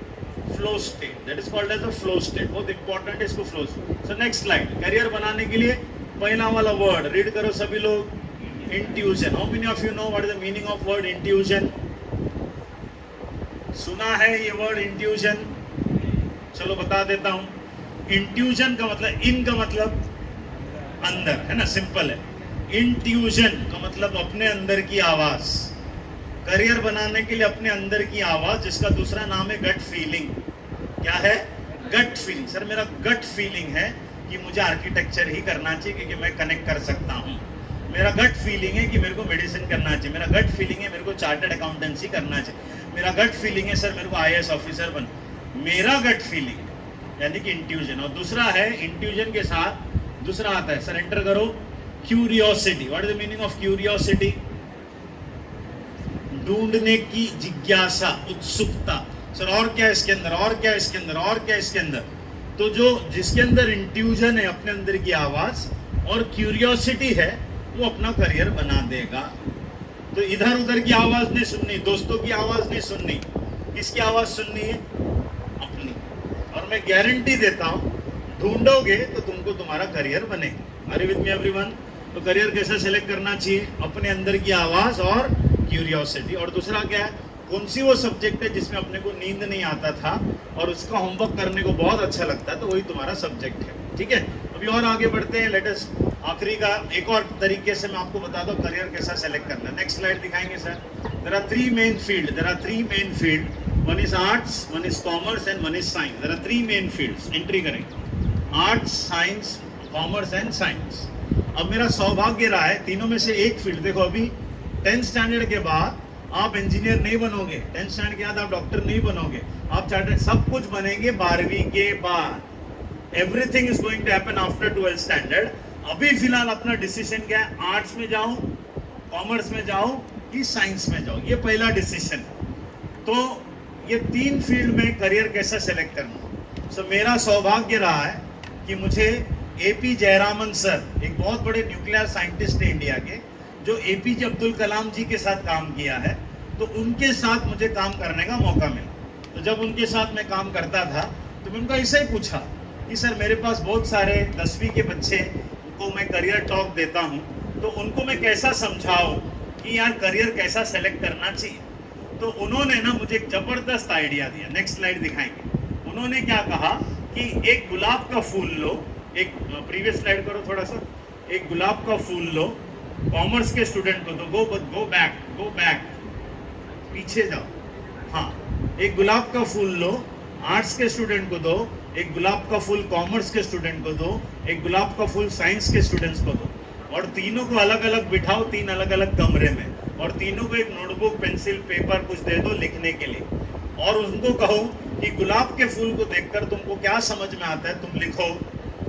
तो सबसे पहले गुलाब का फूल, नेक्स्ट स्लाइड, सबसे पहले गुलाब का फूल, सबसे पहले नेक्स्ट स्लाइड, सबसे पहले गुलाब का फूल आर्ट्स के स्टूडेंट के पास। अब इसको क्या बोला गया है कि गुलाब के फूल को देखकर तुमको कुछ तो लिखना है, और ये कौन सी स्टूडेंट है, आर्ट्स का। तो गुलाब के फूल को देखकर आर्ट्स का स्टूडेंट क्या लिखेगा, फूल है गुलाब का, कांटों में खिली, हमने तुमसे प्यार किया तो बाजू वाली जली। टेबल पर फूल रखा है, उठाते क्यों नहीं, दिल में प्यार रखा है, जताते क्यों नहीं। इंसान की जिंदगी गुलाब के फूल के जैसी होनी चाहिए, बगीचे को महकाती है, रिटर्न में कुछ लेती नहीं है। तो इंसान को भी ना पूरे बगीचे को महकाना चाहिए और रिटर्न में कुछ मांगना नहीं चाहिए। इंसान की जिंदगी, गुलाब की जिंदगी दोनों सेम है। ऐसा करते करते उस किताब में क्या लिखेगा, लिखेगा literature and philosophy, because he is a student of arts. उसको बाकी कुछ समझ में नहीं आता। Next slide. तो he is a student of arts. Arts में अगर जाना है, सुनो, तो आपकी पकड़ किस पे होनी चाहिए, फिलॉसफी, लिटरेचर, तुम्हारा ड्राइंग, तुम्हारी पेंटिंग, तुम्हारा क्रिएटिविटी। अगर तुम्हारा राइट ब्रेन चलता है, creative writing, creative painting, interior designing से लेके डिजिटल डिजाइनिंग से लेके, तुमको कलर कॉम्बिनेशन अच्छा लगता है, फ्लायर कैसा बनाना, कौन सी कॉम्बिनेशन, किधर क्या कलर। तो एक तो लैंग्वेजेस, एक तो फिलॉसफी, साइकोलॉजी, सोशियोलॉजी, नहीं तो फिर तुम्हारा डिजाइन, ड्राइंग, पेंटिंग, ये सब चीजें। अभी मैं आपको एक लाइन बताऊंगा और ये लाइन के पीछे मुझे बताना कौन सी कंपनी है। जिंदगी के साथ भी और जिंदगी के बाद भी, LIC। ये किसी ने ना क्रिएटिव राइटर ने लिखा रहेगा, ये आर्ट्स का स्टूडेंट। एक और बता दो, कंपनी का नाम बताना। कुछ दाग अच्छे होते हैं, नहीं, सर्फ एक्सेल है। कुछ दाग अच्छे होते हैं, सर्फ एक्सेल। अभी कौन सी दाग अच्छे होते हैं, कौन सी भी दाग अच्छे नहीं होते, लेकिन जैसा ही हम बोलेंगे ना कुछ दाग अच्छे होते हैं, तो ठप करके तुमको क्या आएगा, सर्फ एक्सेल। अभी आम का सीजन है, आम खाते टाइम टी-शर्ट पे गिरेगा, लेकिन तुमको गुस्सा नहीं आएगा, क्योंकि तुमको मालूम है कि ये दाग के लिए कौन सी है, सर्फ एक्सेल। ये लिखने वाले लोग होते हैं, और नरेंद्र मोदी को भी कोई तो लिख के देता है, हर बार मोदी सरकार। ये जो लाइंस लिखते हैं, ये क्रिएटिव राइटिंग कहते हैं इसको। तो आर्ट्स में फिलॉसफी, लिटरेचर और ये सब चीजें। अभी मैं यहाँ पे 10 करियर बताऊंगा, फटाफट बताऊंगा, टाइम नहीं है ये पूरा स्लाइड्स वगैरह, क्योंकि ऑलरेडी हम लेट चालू किए हैं। तो हर एक स्लाइड बताने बैठूंगा तो शाम हो जाएगी। तो ये सब स्लाइड्स में जो है सर के पास छोड़ दूंगा, PPT वगैरह। सर जो बच्चे क्लासेस में आके लेके जाएंगे तो देना, ऐसे ग्रुप में डाल दोगे, ये बहुत बेशकीमती है। ये PPT बनाने मैंने 15,000 रुपया दिया था डिजाइनर को, ग्राफिक डिजाइनिंग 15,000 रुपीज पे किया है ये PPT बनाने के लिए। तो इसके पीछे बहुत मेहनत लगती है। Interested students can come and visit us and take the PPT। जरा फटाफट मेरे साथ चलेंगे। फर्स्ट करियर जो है BA इन साइकोलॉजी होती है। नेक्स्ट स्लाइड करेंगे। BA इन साइकोलॉजी, इसको ना आपको बहुत मेहनत करना पड़ेगा यार। ये इसका कुछ हो सकता है सर? नहीं होता। हाँ, ये मैं कर रहा हूँ कि आप कर रहे हो? ये लैपटॉप थोड़ा आगे आ सकता है? सुनो ध्यान से, बिकॉज उसमें ना कम से कम 5-5, 6-6 चीजें बतानी है मेरे को।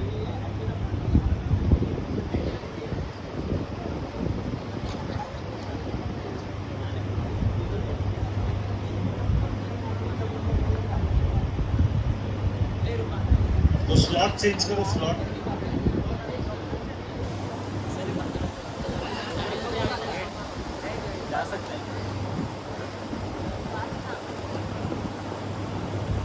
बहुत स्लो है, शाम हो जाएगी। इधर देखो सभी, ये आपकी है मैंने की, वेरी स्लो। इधर देखो सभी लोग, बीए इन साइकोलॉजी करके एक फील्ड है जिसमें आप देखो ये सब स्लाइड्स है ना मेरे दोस्तों, मैं आप लोग को दे रहा हूँ। उसका रीजन क्या है, ये जो लिखा है ना, आप जब साइकोलॉजी करोगे तो क्या बन सकते हो? क्लिनिकल साइकोलॉजिस्ट, चाइल्ड साइकोलॉजिस्ट, सभी स्कूल्स में आज जरूरत है चाइल्ड साइकोलॉजी। एचआर कंसल्टेंट, कंपनियों में लोगों को नौकरी देते टाइम एचआर कंसल्टेंसी रखी तो psychological background. Mental health counsellor, और डिमांड क्या लिखा है नीचे? ग्रोइंग, यानी कि इसकी रिक्वायरमेंट बहुत ज्यादा हो चुकी है। So that is what it is. फिर आता है फटाफट BA in journalism and mass communication. Journalism वाले जो आते हैं ना, ये हमारे आज तक वाले मराठी चैनल, न्यूज चैनल, ये जो होते हैं जिनका इंग्लिश लिटरेचर बहुत स्ट्रॉन्ग है, मराठी अच्छा बोलने आता है, हिंदी अच्छा, वो जर्नलिस्ट का काम कर सकते हैं आज तक से लेके सब जगह। और उसमें मास कम्युनिकेशन लिखा है। मास कम्युनिकेशन का मतलब होता है जर्नलिस्ट बन सकते हैं, एंकर बन सकते हैं, डिजिटल मार्केटर। मैंने आपको कहा ना 5 लाख रुपया मैं कमाता हूँ, 1 लाख रुपया मैं अपने डिजिटल मार्केटिंग टीम को देता हूँ। वो लोग 1 लाख रुपया लेते तो मेरे को 5 लाख का धंधा मिलता है सोशल मीडिया में। Are you with me? Facebook ad, ये सब ऐड करते हैं ना, तो they are earning 1 lakh rupees from me. सोचो कितना बड़ा मार्केट है। उसके 25 कंपनियां हैं, महीने का 25 लाख का उसका इनकम है। उसमें एम्प्लॉयज का 2-2.5 लाख रुपया और महीने का 2 लाख रुपया छुड़ाता है डिजिटल मार्केटिंग के अंदर। तो ये वो बच्चे हैं जिनका डिजिटल मार्केटिंग, मास कम्युनिकेशन बहुत अच्छा है। फिर आता है पब्लिक रिलेशनशिप, फटाफट भगाते जाऊंगा। डिमांड क्या लिखा हुआ है? हाई लिखा हुआ, मैं जल्दी जल्दी भगाऊंगा। नेक्स्ट है पॉलिटिकल साइंस। आपने आज तक वगैरह देखा रहेगा ना, जिसमें कोई इलेक्शन आता है तो बहुत सारे जन बोलते हैं ये पार्टी जीतेगी, ये पार्टी हारेगी, इनको इतने वोट्स मिलेंगे। उसको कहते हैं पॉलिटिकल एनालिस्ट। पॉलिटिकल एनालिस्ट, ये पॉलिटिकल स्ट्रैटेजिस्ट, वो क्या था उनका नाम? बिहार के एक बहुत बड़े पॉलिटिकल स्ट्रैटेजिस्ट है, भूल गया मैं, किशोर सम गुड नेम। वो पूरे कंपनी, जो भी पार्टी होती है ना, उस पार्टी को इलेक्शन जिता के देते, that is called as political strategist. कैसा, कितना इलेक्शन, कौन सी स्टेटमेंट किधर क्या कैसा, वो एक political strategist, diplomat, research associate, demand is medium. फिर आता है, फटाफट बताऊंगा क्योंकि टाइम बहुत कम है यहाँ पर, and then we will go for the next one, that is BA in, very slow, foreign language. Bharat का प्रधानमंत्री अगर जापान जाता है तो वो हिंदी में बात करता है, लेकिन जापान के प्राइम मिनिस्टर को हिंदी समझता नहीं है, तो उधर एक ट्रांसलेटर करके होता है, there is a translator, translate करके लैंग्वेज को करके देता है। फिर आएगा तुम्हारा फॉरेन एम्बेसी जॉब मिलेगा आपको। और फिर आता है बहुत सारे, अगेन इसका डिमांड जो है, इसका डिमांड भी बहुत हाई है।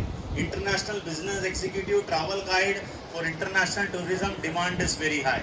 मैं फटाफट भगाते जा रहा हूँ, ये सब स्लाइड्स में आपको दे दूंगा। आप है ना गूगल करना और क्यूरियस रहना, क्यूरियस। गूगल करो, पता लगाओ फॉरेन लैंग्वेज में क्या सीखना चाहिए, क्या नहीं सीखना चाहिए, ये सब चीज़ें अगर इंटरेस्टेड है। अभी BA in design, graphic designing, ULX, UFX, VFX, जितने भी मूवीज़ के अंदर ये सब चीज़ होते हैं, एनिमेशन से लेके 3D आर्टिस्ट। लेकिन ये कौन लोग? जिसकी डिज़ाइनिंग अच्छी है, पेंटिंग अच्छी है, कलर कॉम्बिनेशन समझ में आता है, राइट ब्रेन वाले, क्रिएटिव ब्रेन होता है ना, नया नया सब चीज़ है। इसका डिमांड भी इतना हाई है कि पूछो मत। वीएफएक्स वाले demand is very high. Next, इसके बाद आता है बीए इन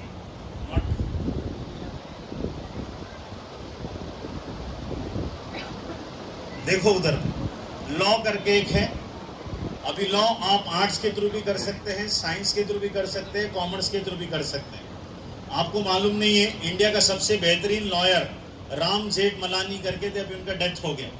आप यकीन नहीं मानेंगे, राम जेठमलानी एक दिन का एक केस के सुनवाई का 1 करोड़ रुपया लेता था। एक दिन के एक केस के सुनवाई का 1 करोड़। वो तो जब कोर्ट पे आएगा वो कम से कम 4 सुनवाई करेगा, तो पर डे उसका इनकम था 4 करोड़ रुपया। महीने में 10 दिन कोर्ट में जाता है, बाकी सब दिन आराम करता है। तो आप सोचो 40 करोड़ रुपया लोग किस में बना रहे? लॉ।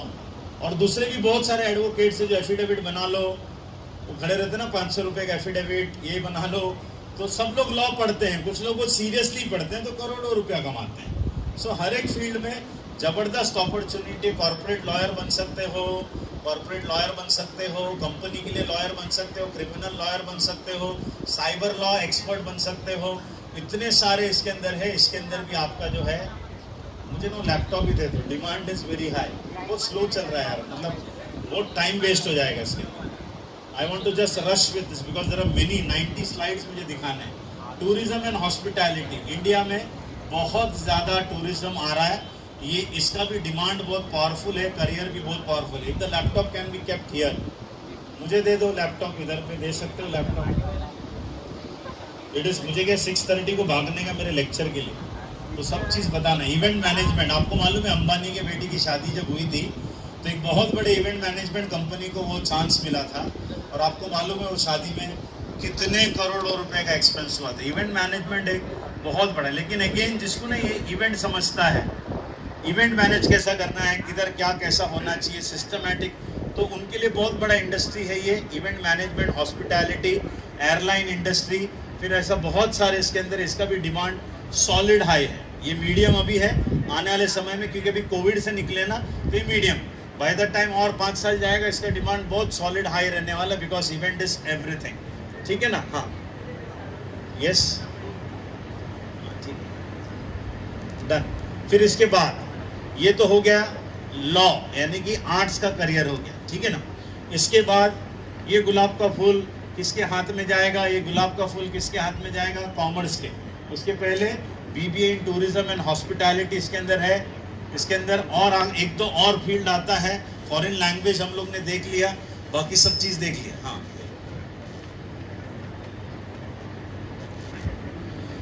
नेक्स्ट इधर देख लो, बीएड करके हैं। बीएड कौन करता है? टीचर, जिसको टीचर बनना है। तो आप बोलोगे सर टीचिंग प्रोफेशन में कितना है? जबरदस्त करियर है अगर आपको टीचर बनना है।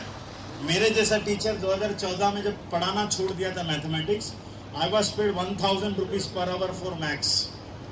तो 6 घंटा काम करता था, 6000 दिन का, 6000 पर डे। 20 दिन भी काम करूंगा, सैटरडे संडे छुट्टी रखूंगा, अपना 10 दिन छुट्टी रखूंगा, तो भी मैं 1,20,000 रुपये का। टीचर्स लोग के लिए बहुत बड़ा ऑप्शन है, लेकिन अच्छे टीचर्स लोग की जरूरत। टीचर तो बहुत है, अच्छे टीचर्स नहीं। आप है ना कोटा राजस्थान चले जाना, एक एक टीचर को 1 करोड़ सैलरी है साल का। 1 CR साल का टीचर्स लोग को सैलरी। फिजिक्स पढ़ाने वाले को, केमिस्ट्री पढ़ाने, मतलब teachers have been paid, good teachers have been paid. तो इसके अंदर सिर्फ आर्ट्स के थ्रू नहीं, कॉमर्स, साइंस, जो भी सब्जेक्ट तुम्हारा है उसके अंदर आप ये कर सकते हो। स्कूल एजुकेटर बन सकते हो, instructor, designer, edtech specialist. Demand is growing here.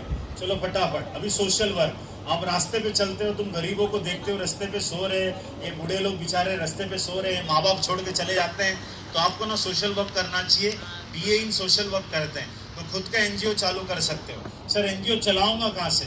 बड़े बड़े कंपनियों को अपने प्रॉफिट का 2% ना समाज सेवा के लिए देना पड़ता है। तो कंपनीज में जाके प्रेजेंटेशन देने का कि मैंने बूढ़े लोग के लिए किया है। कंपनी करोड़ों रुपया देती है एनजीओ चलाने के लिए। लेकिन ये कब करना चाहिए? जब तुम्हारे अंदर ऐसी फीलिंग आती है कि यार गरीबों के लिए मुझे कुछ करना चाहिए। तो NGO, that is social work, community welfare, ये सब चीज़ें। Demand is growing here. ये सब आर्ट्स के फील्ड बता रहा हूँ। और लास्ट वाला जो मैंने आपको बताया, इंटीरियर डिजाइनिंग। मालूम है बिल्डिंग को खड़ा करने के लिए आर्किटेक्ट की जरूरत होती है, उसके लिए आपको साइंस लेना चाहिए। और एक एंट्रेंस एग्जाम है जिसको कहते हैं नाटा। आर्किटेक्चर के लिए नाटा करना चाहिए। लेकिन बिल्डिंग खड़े होने के बाद बिल्डिंग के अंदर का इंटीरियर कैसा होना चाहिए, कलर कॉम्बिनेशन कैसा होना चाहिए, ये सब इंटीरियर डिजाइनर बोलता है। ये भी बहुत डिमांड इज वेरी हाई। ये कौन सी बच्चे? जिनकी डिजाइनिंग, कलर कॉम्बिनेशन, ये सब चीजें बहुत अच्छी है, बड़ा मार्केट है इसके अंदर मेरे दोस्तों। So this are the career in arts. अभी फटाफट जाएंगे, अभी हम जाते हैं कॉमर्स के तरफ। Let us go to commerce. पहले गुलाब का फूल किसके हाथ में था? उसने क्या किया? गुलाब के फूल जब आर्ट्स वाले स्टूडेंट को लिखने बोला तो उसने क्या लिखा? शेरो शायरी लिखी। अब गुलाब का फूल किसके हाथ में है? अभी इसको क्या लिखने बोलेगा तो ये क्या लिखेगा? ये कॉमर्स का स्टूडेंट है तो एक गुलाब का फूल 5 रुपया, 100 गुलाब का फूल 500 रुपया।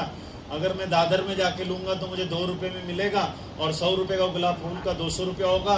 टैक्सी में मैं डालकर लेकर आऊँगा तो 100 रुपया होगा, 300 मेरे जेब से गया और 200 मेरा प्रॉफिट रहेगा। ये कौन सी स्टूडेंट है? कौन सी स्टूडेंट है? कॉमर्स का स्टूडेंट एक ही सवाल पूछता है, कुछ बड़े ना बड़े, बैंक बैलेंस बढ़ना चाहिए, क्योंकि उसके दिमाग में धंधा और धंधे के अलावा दूसरा कुछ उसको समझता नहीं है। तो कॉमर्स में अगर आना है तो आपको बिजनेस एक्यूमेन होना चाहिए। अभी बिजनेस के लिए क्या क्या लगते हैं फटाफट बताता हूँ। करियर बिजनेस के लिए क्या क्या लगते हैं। बिजनेस एक्यूमेन के लिए एक बिजनेस अगर आपको चलाना है, अब इधर पे सीट एंड एडुकेयर करके जो कोचिंग क्लासेस चलता है, तो वो उसका पूरा पैसा जो है बैंक में डालना पड़ता। तो बैंकिंग अब ये पैसे का सुरक्षा रखना बहुत जरूरी है, इंश्योरेंस, ठीक है। लेकिन बैंक में डालने के पहले हिसाब किताब, तो अकाउंटिंग एंड फाइनेंस, ठीक है। इसके अलावा फाइनेंशियल मैनेजमेंट, फिर आता है एडमिनिस्ट्रेशन, धंधे को एडमिनिस्ट्रेशन कैसा करने का। तो यानी कि कॉमर्स में जितने भी फील्ड है वो सब फील्ड बिजनेस से रिलेटेड ही रहेगा। ये हैंग हो गया।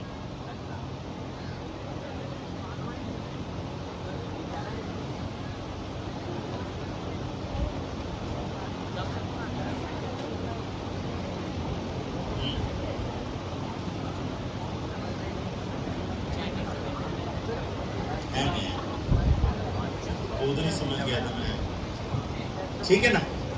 सो बिजनेस, मैं जब भवंस कॉलेज में पढ़ता था, ध्यान से सुनिए, अंधेरी में एक बहुत बड़ा कॉलेज है, भवंस कॉलेज, सुना रहेगा आपने। उधर है ना 7,000 बच्चे एक दिन में आते थे। तो एक बार मैं चाय पी रहा था, भवंस कॉलेज के बाहर गेट पे एक चाय वाला चाय बेच रहा था। तो मैंने चाय पीते पीते मुझे ऐसी आदत थी पूछताछ करने की। तो मैंने उसको पूछा कितने की चाय है, तो बोले 3-4 रुपए की। उस जमाने भी थे, अभी तो 10 रुपए का वो क्या अमृत तुल्य चाय 10 रुपए का हो गया। उस टाइम पे 3 रुपए की चाय आती थी। तो मैंने उसको ऐसे ही मस्ती मजाक में पूछ लिया, कितने चाय बेचते हो एक दिन में? तो उसने बोला 800 चाय। मैं तो हैरान हो गया, बोला 800 चाय, और बोला कितना प्रॉफिट बना लेते हो? बोले सर 2 रुपया तो पर चाय मेरा छूट जाता है। तो 1600 रुपया, मैं 1997 की बात कर रहा हूँ, पर डे 1600 रुपया ये छोड़ता था चाय का। तो मैं बोला कितना कमा लेता है? बोले सर इधर अंधेरी में 2 फ्लैट लिया है मैंने। बोला बाप रे, इसका सुन के तो मैं फ्लैट हो गया। मैं बोला यार ये चाय बेच के जो है फ्लैट ले लिया इसने। तो मैंने भी अपना दिमाग लड़ाया। तो मैं बोला तू इतना दिन में 800 चाय कैसा बेचता है? बोले सर आपको मालूम है कॉलेज के अंदर 7,000 बच्चे हर रोज आते हैं और जाते हैं, तो रोज 7,000 स्टूडेंट्स आते हैं और जाते हैं। तो बोले यार 7,000 स्टूडेंट्स में से 800 बच्चे तो चाय लेंगे। तो मैंने अपना दिमाग लड़ाया कि मैंने बोला यार अपने को भी कोई धंधा चालू करना चाहिए, और इधर बाकड़ा डालकर बैठेंगे और मैं भी धंधा चालू करूंगा। अब कौन सी धंधा चालू करूं? ऑलरेडी स्टेशनरी की दुकान थी, चाय की दुकान थी, वड़ा पाव की दुकान थी, सब दुकान थी। तो मतलब मैं कौन सी धंधा करूंगा इसके अंदर? मत छोड़ो। तो मैं कौन सी धंधा करूंगा, क्या करूंगा, समझ में नहीं आया। फिर मैं बैठा, मेरा धंधा कौन सी करना चाहिए? ध्यान से सुनना, धंधा वही करना चाहिए जो जिसमें सबसे ज्यादा मार्केट में रिक्वायरमेंट है। तो मैंने देखा कि मेरे दोस्तों को ना पेन का बहुत रिक्वायरमेंट होता था, क्योंकि खानदानी भिखारी होते थे दोस्त लोग, कभी भी पेन लेकर नहीं आते थे। जब देखा पेन है, ऐसा भीख मांगने की आदत थी दोस्तों। तो मैंने सोचा यार पेन का धंधा चालू कर दे। लेकिन ऑलरेडी जो है पेन तो दुकान में मिलती थी, लेकिन हमारा कैंपस इतना बड़ा था ना कि जिधर लेक्चर होता और दुकान बहुत दूर था। तो अगर टीचर बोली कि कुछ लिखना है और तेरे पास पेन नहीं है तो दुकान तक भाग नहीं सकता। तो मैंने सेकेंड हैंड पेन का धंधा चालू किया। वो जितने भी झाड़ू मारते थे ना, मैं उनके पास गया और मैंने उनको बोला कि तुम जब झाड़ू मारते हो तो कितने पेन मिलते हैं? बोले 3-4 मिलते हैं। क्या करते हो? हम लोग फेंक डालते हैं। बोले नेक्स्ट टाइम फेंकना नहीं, मुझे दे देना, 1 रुपया 1 पेन का दूंगा। तो लोग सब बोले यार अच्छी बात है। तो सभी प्यून लोग जो भी झाड़ू मारते थे ना, सब मेरे को ढूंढ के 4 पेन 5 पेन ला के देते थे। ये सब पेन को ना मैं तेल वेल लगा के, किसी को ढक्कन है, किसी को ढक्कन नहीं है, किसी का आधा रिफिल है, किसी का पूरा रिफिल है, जिसका रिफिल नहीं है तो 8 आने का रिफिल डाल देता था। उस जमाने में 8 आने में रिफिल आता था और अपने बैग में रखता था। तकरीबन 150 पेन्स मैंने जमा किया और सभी दोस्तों को बोलता था जब भी पेन की जरूरत है मेरे से मांगना। ऐसा मैंने मार्केट क्रिएट किया। और एक दिन मैं लेक्चर में बैठा था, मेरा दोस्त जो खानदानी भिखारी है उसने पीछे मुड़ के मुझे पूछा पेन है क्या प्रजेश में? बोला हाँ है, 3 रुपया। तो बोला दोस्त से पैसा लेगा मत, लिख तू गाली खा टीचर का। अरे यार दे दे। और 3 रुपये अपना पहला गिरायक 1 रुपये का पेन 3 रुपये में बेचा। जिसको ढक्कन है उसको 4 रुपये में बेचता था, जिसको ढक्कन नहीं है उसको 3 रुपये में। एक बंदा बोलता सर इसको तो ढक्कन नहीं है। मैं बोला तू है ना ढक्कन। उसको ढक्कन के बगैर बेचा। ऐसा करते करते 150 पेन्स मैंने पूरे कैंपस में बेचे। 1 रुपए में लेता था, 3 रुपए में बेचता था, 4 रुपए में बेचता था। फिर आता था गणपति का सीजन, तो मस्जिद बंदर जाओगे ना, उधर पे सब गणपति गिफ्ट में मिलती है। 5 रुपए में गणपति खरीदता था पूरे कैंपस में। ऑलरेडी जो मेरे से पेन लेते थे उनको मैं गणपति बेचता था। फिर रक्षाबंधन में नेशनल एसोसिएशन ऑफ ब्लाइंड करके एक संस्था है रे रोड पे, अंधे लोग राखी बनाते हैं, वहां से मैं 2 रुपए की राखी खरीदता था पूरे कैंपस में, सबको इमोशनल करता था। रक्षाबंधन में राखी खरीदोगे? बोले हाँ। कहाँ से? बोले दुकान से। कितने का? बोले 10 रुपए का। देख मेरे पास 5 रुपए की राखी है, अंधे लोग ने बनाया, इससे बड़ा समाज सेवा तू क्या करेगा। अंधे लोग से 2 रुपए में लेता था और अपने इधर 5 रुपए में बेचते थे। पूरे कैंपस में 4000 राखी बेचा मैंने 15 दिन के अंदर। फिर टीचर्स डे के दिन ग्रीटिंग कार्ड बेचता था और अपना दिवाली के दिन दिए बेचता था। एक दिन मम्मी पकड़ ली, तेरे बैग से कभी दिया निकलता है, कभी गणपति निकलता है, कभी राखी निकलता है। डैडी के सामने खड़ा कर दिया, ऐसा लाफा मारा, धंधा बंद करा दिया। नहीं तो माँ कसम आज करोड़पति रहता था। समझ में आया? कॉमर्स का मतलब ये नहीं credit word comes in, debit word goes out. Commerce के बच्चों को 2 ही लाइन आता है, credit word comes in, debit word goes out. जब पढ़ाई करते रहोगे ना तो कैंटीन में बैठे नहीं रहना, पढ़ाई करते करते ना ऐसा सब खोजना कि कौन सी नया धंधा, कौन सी नया बिजनेस। ये है कॉमर्स मेरे दोस्तों। तो कॉमर्स में जनरल बीकॉम है, अकाउंटिंग, टैक्स कंसल्टेंट। कॉमर्स में मेन सब्जेक्ट बता देता हूँ मैं आपको। कॉमर्स के अंदर अकाउंटिंग एंड फाइनेंस, हिसाब किताब रखने का, अकाउंटिंग एंड फाइनेंस। डिमांड देख इज ग्रोइंग। फिर कॉमर्स में आता है बैंकिंग एंड इंश्योरेंस। डिमांड देख नीचे high, demand is very high, bank and insurance से रिलेटेड। फिर देख कॉमर्स में financial market, stock market analyst, portfolio manager. मैं अभी आपको बताता हूँ, इसका demand is also very high, demand is very high. इधर देख लो, डिमांड इज वेरी हाई। किसका? पोर्टफोलियो मैनेजमेंट का। मैं आपको बता रहा हूँ, मेरा जो मैं जितना भी पैसा कमाता हूँ ना, मेरा पैसा मेरे पास, मैंने हैंडल करता हूँ। मुझे पैसा हैंडल करने नहीं आता मेरे दोस्त, मुझे पैसा कमाने को आता है। तो मेरा एक फ्रेंड है जिसका नाम है portfolio manager, managers clients investment portfolio. मैं अपना पैसा मेरे दोस्त को देता हूँ, वो बराबर बोलता है प्रजेश इतना लाख रुपया म्यूचुअल फंड्स में डाल, इतना लाख रुपया शेयर मार्केट में डाल, इतना लाख रुपया इधर डाल, डेट फंड में डाल, इक्विटी में डाल। मैं जो भी उसको बोलता हूँ, अभी मैंने 4 लाख रुपया लगाया, 8 लाख रुपया हो गया उसका, और मैं इधर पे भाषण दे रहा हूँ और पैसा खरीद रहा हूँ, कमा रहा हूँ, उसमें डालते जा रहा हूँ। इसको बोलते हैं फाइनेंशियल मैनेजमेंट मार्केट। ये कॉमर्स वाले स्टूडेंट कहते हैं डिमांड इज ग्रोइंग इसके अंदर। फिर आता है तुम्हारा बीबीए इन जनरल, यानी कि अगर आपको एंट्रप्रेन्योर बनना है, नीचे लिखा है देखो, एंट्रप्रेन्योर बनना है तो बीबीए करना है, bachelor in business administration. Demand is high, entrepreneurs की बहुत ज़रूरत है। डिजिटल मार्केटिंग ऑलरेडी मैंने आपको बता दिया है, social media manager, demand is very high. Supply chain management, Amazon में जब हम लोग बुक करते हैं तो उसमें लिख कर आता है कि the thing has been procured from the godown. फिर आता है it is been dispatched, it is been reaching to your home. मालूम है टाइम के साथ इसको बोलते हैं सप्लाई चेन मैनेजमेंट। किस तरीके से लोग सप्लाई को मैनेज करते हैं। वो स्विगी जोमेटो में लिखते हैं कि 15 मिनट में तुमको आ जाएगा। कहाँ से जज करते हैं, कब उठाएंगे, कब क्या करेंगे। ये बहुत बड़ा मार्केट है। अगर तुमको लॉजिस्टिक मैनेजर कहते हैं, इसको procurement analyst, e commerce operational head, सीधा डिमांड इज वेरी हाई। मैं फटाफट बताते जा रहा हूँ। इंटरनेशनल बिजनेस है। अगर टाटा कंपनी इंडिया में है तो टाटा कंपनी लंदन में भी है। अगर टेस्ला अमेरिका में तो टेस्ला इंडिया में भी है। यानी कि इंटरनेशनल मार्केट जबरदस्त है। तो इसके अंदर भी डिमांड इज वेरी हाई। ये सब 12वीं के बाद आप कर सकते हो, ठीक है ना। बीबीए इन रियल एस्टेट, एक बार अपने सीटन एकेडमी में आ जाना। हमारे पास कॉमर्स भी है, हमारे पास साइंस भी है। मैं ये नहीं बोलता एडमिशन लेना नहीं लेना, दैट्स अ डिफरेंट स्टोरी। मैं ये बोलता हूँ कि बैठकर बात करो सर इसके अंदर, इसमें कैसा करियर बनेगा, क्या होगा, कितना कट ऑफ है। साइंस के लिए भी कितना कट ऑफ है, नीट किधर मिलेगा, जेडब्ल्यू किधर मिलेगा, कितने मार्क्स है, और फिर ही एडमिशन लेना, वरना क्या हो जाएगा, कंफ्यूजन हो जाएगा। माय फ्रेंड्स, एक बहुत ही इंपॉर्टेंट करियर है हॉस्पिटैलिटी। ये आर्ट्स एंड कॉमर्स दोनों के थ्रू कर सकते हैं। Demand is growing here. अब हम chartered accountancy, CA, chartered accountant बन सकते हैं और कंपनी सेक्रेटरी भी बन सकते हैं। अब मैं आपको एक इम्पोर्टेंट करियर के बारे में बता रहा हूँ। ये सब स्लाइड्स मैं आपको दे दूंगा, आप खुद से इसको देख के कर लेना। सीए में कर सकते हो। इधर एक 2 स्लाइड दिखाना चाहता हूँ। एक है इकोनॉमिक्स। ये मैं क्यों कह रहा हूँ, थोड़ी देर के बाद और इसके ऊपर मैं एम्फोसाइज करूँ। हमारे मौजूदा प्राइम मिनिस्टर है नरेंद्र मोदी। उनके पहले कौन थे? Doctor Manmohan Singh. Doctor Manmohan Singh was a great economist. उनके वजह से भारत की अर्थव्यवस्था बदली।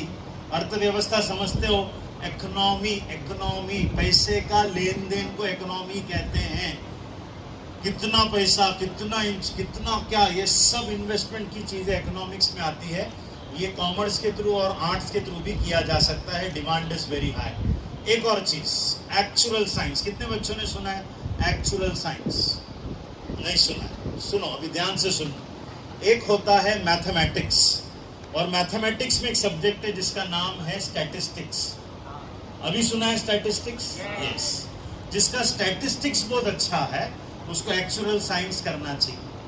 एक्चुअल साइंस जो करता है वो बनता है एक्चुरी. एक्चुरी कौन होता है? जो इंश्योरेंस कंपनी को बताता है कैलकुलेट करके कि कितना इंश्योरेंस कैंसर के लिए लेना चाहिए, कितना इंश्योरेंस 25 साल की उम्र के लिए इंश्योरेंस कम है, 28 का बढ़ जाएगा, 45 का इंश्योरेंस ज्यादा रहेगा, जो 55 के रहेंगे उनका इंश्योरेंस ज्यादा रहेगा. हर एक जन का इंश्योरेंस उनके एज के हिसाब से और बीमारी के हिसाब से अलग अलग होता है. तो इसको कैलकुलेशन करना, ये पूरा हिसाब, इतना डिमांड है. The demand is very high my friend. Demand is very high. High नहीं लिखा है, क्या लिखा है? Very high. लेकिन कौन किसको जाना चाहिए? जिसका स्टैटिस्टिक्स बहुत strong. Are you with me? Done. अभी आगे बढ़ते हैं एंटरप्रेन्योरशिप. ठीक है, ये हो गया rapidly growing entrepreneur. Shark tank देखते हो? Shark tank. तो शार्क टैंक में सबसे ज्यादा एंटरप्रेन्योर्स लोग आते हैं और उनके ऊपर इन्वेस्टमेंट किया जाता है कंपनीज का. तो जो लोग एंटरप्रेन्योर बनना चाहते हैं, ये कौन सी एरिया? उल्लासनगर ना. इधर एक बिरला करके कॉलेज है कल्याण में. कल्याण में मेरे दोस्तों 4 साल का एंटरप्रेन्योरशिप के ऊपर डिग्री कोर्स है. डिग्री मतलब आपको यूनिवर्सिटी ऑफ मुंबई के थ्रू एंटरप्रेन्योरशिप का डिग्री मिलेगा ताकि आप खुद का धंधा चालू कर सकते हैं. मेरे दोस्तों, आप लोग के लिए ना इतने ऑप्शंस है ना कि पूछो मत. Success is a matter of choice. Choice करो, सक्सेसफुल हो जाओ. लास्ट के तरफ जा रहे साइंस. 10 मिनट और मैं एंड कर दूंगा. साइंस के बारे में तो C10 से बेहतर और कौन बता सकता है, बट मैं भी थोड़ा बहुत बताऊंगा क्योंकि मेरा भी टाइम हो गया. How much time is left? 6:25. तो 5 मिनट, इससे ज्यादा नहीं. पहले गुलाब का फूल किसके हाथ में था? उसने क्या किया? शेरो शायरी. फिर गुलाब का फूल किसके हाथ में गया? उसने क्या किया? बिजनेस. अभी गुलाब का फूल किसके हाथ में है? ये भाई साहब क्या करेगा?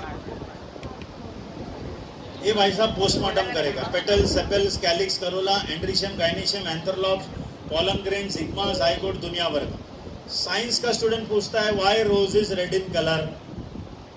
ये आर्ट्स के स्टूडेंट को पूछो, साइंस आर्ट्स के स्टूडेंट को पूछो ये गुलाब का फूल लाल क्यों है, तो वो बोलेगा कि यार इंसान का खून भी लाल है, गुलाब भी लाल है और प्यार का कलर भी लाल है. कॉमर्स के स्टूडेंट को पूछो गुलाब का फूल लाल क्यों है, तो बोले सर आप कौन सी भी कलर का लाके थे तो बेच के दिखा दूंगा. तुम काला वाला लाना, मैयत में बेचूंगा. साइंस का स्टूडेंट ही जानता है कि गुलाब का फूल लाल क्यों है. उसे कहते हैं साइंस के स्टूडेंट के अंदर मार्क्स नहीं, साइंस के स्टूडेंट के अंदर साइंटिफिक एटीट्यूड है ना. मैं लाइट बंद करता हूँ तुरंत बंद हो जाता है, पंखा तुरंत बंद नहीं होता, साइंस है.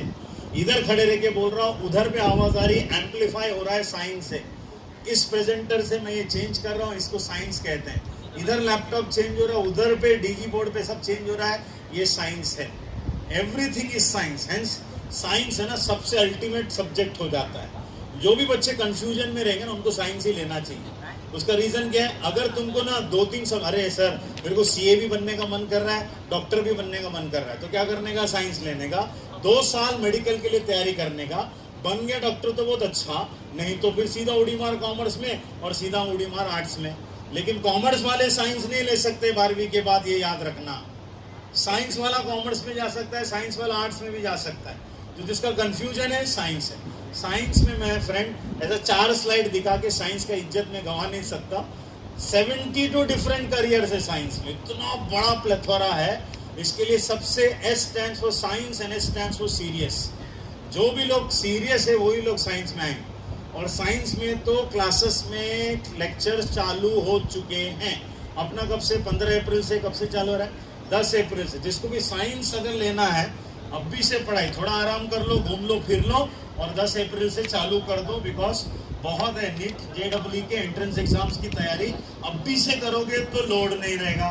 रिजल्ट आएंगे, देखेंगे, कोई नहीं बन पाएगा, ये मैं आपको बता रहा हूँ. और साइंस में इंटीग्रेटेड कोर्सेस है सर अपने पास.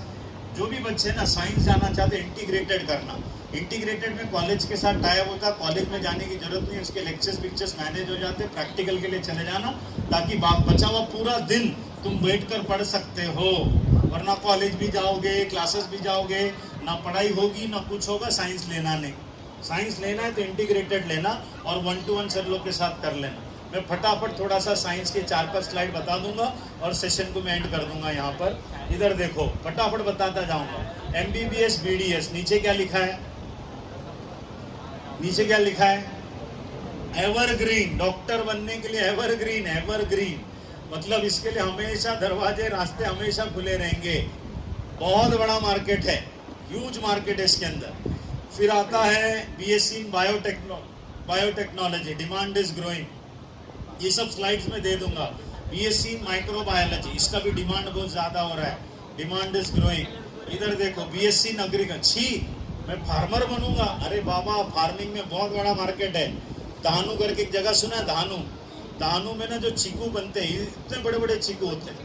हम लोग जो चीकू देखते हैं वो अकाल पीड़ित भूकंप पीड़ित चीकू आता है हमारे पास, सब गरीबों का चीकू होता है, अमीरों का चीकू सब एक्सपोर्ट होता है। फार्मिंग में इतना पैसा है कि पूछो मत।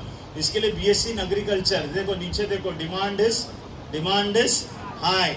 ऐसे बहुत सारे BSc in pharmacy, pharma medicine का पढ़ाई करना, मेडिसिन नहीं दवाइयों की पढ़ाई करनी है तो फार्मेसी होती है, डिमांड इज वेरी हाई। फिर इसके अंदर डेटा साइंस, BTech इन डेटा एनालिसिस, ये सब चीजें 1-to-1 करके समझ लेना, demand is very high. Artificial engineering, data scientist बन सकते हो, बिजनेस इंटेलिजेंट एनालिस्ट बन सकते हो। फिर आता है CAC, AI, artificial intelligent, software developer, cloud computing specialist. ये सब चीज के लिए, ये सब सब्जेक्ट के लिए ना एक सब्जेक्ट सबसे स्ट्रांग होना चाहिए, जिसका नाम है मैथमेटिक्स। जिसका मैथ स्ट्रांग है, डेटा साइंस से लेके रोबोटिक्स, ये सब चीजों में हम लोग जा सकते हैं। फिर आता है robotics and automation, demand is growing, robotics and automation. Mechanical engineering वाले, फिजिक्स एंड मैथ्स वाले यहाँ पर जा सकते हैं। ऐसा BSc in forensic science, have you heard? Forensic science, जब कोई मर जाता है तो उसके बॉडी से स्टडी करते हैं कि कितने बजे मरा था, कितने बजे उसका मर्डर हुआ था। यही फॉरेंसिक साइंस वालों को हम लोग हेल्प करते हैं। उसने कोई सुसाइड नोट लिखा है तो उसको बंदूक पे रखकर सुसाइड नोट लिखवाया या उसने दिल से लिखा, तो उसकी हैंडराइटिंग से मालूम पड़ती है कि उसने दिल से लिखा है तो ये सुसाइड है। तो फिर क्या करती है पुलिस का इन्वेस्टिगेशन वहां से चालू होती है। तो मैं हैंडराइटिंग एक्सपर्ट हूँ, जो फॉरेंसिक वालों को हम लोग हैंडराइटिंग के थ्रू हेल्प करते हैं, हैंडराइटिंग स्पेशलिस्ट कहते हैं। ये भी बहुत है, crime scene analyst, cyber forensic crime करके, demand is growing here. And my friends, बहुत इंपॉर्टेंट है BSc in food technology, science and nutrition. आखिरी का स्लाइड देकर मैं सेशन को एंड कर रहा हूँ। ये किसका नाम है? Bill Gates. बिल गेट्स के हिसाब से रीड कर लो, कौन सी फील्ड में तुम्हारा सबसे ज्यादा करियर? साइंस, मैथ्स एंड कौन सी? इकोनॉमिक्स। मैंने कहा था ना इकोनॉमिक्स भी बहुत इंपॉर्टेंट है।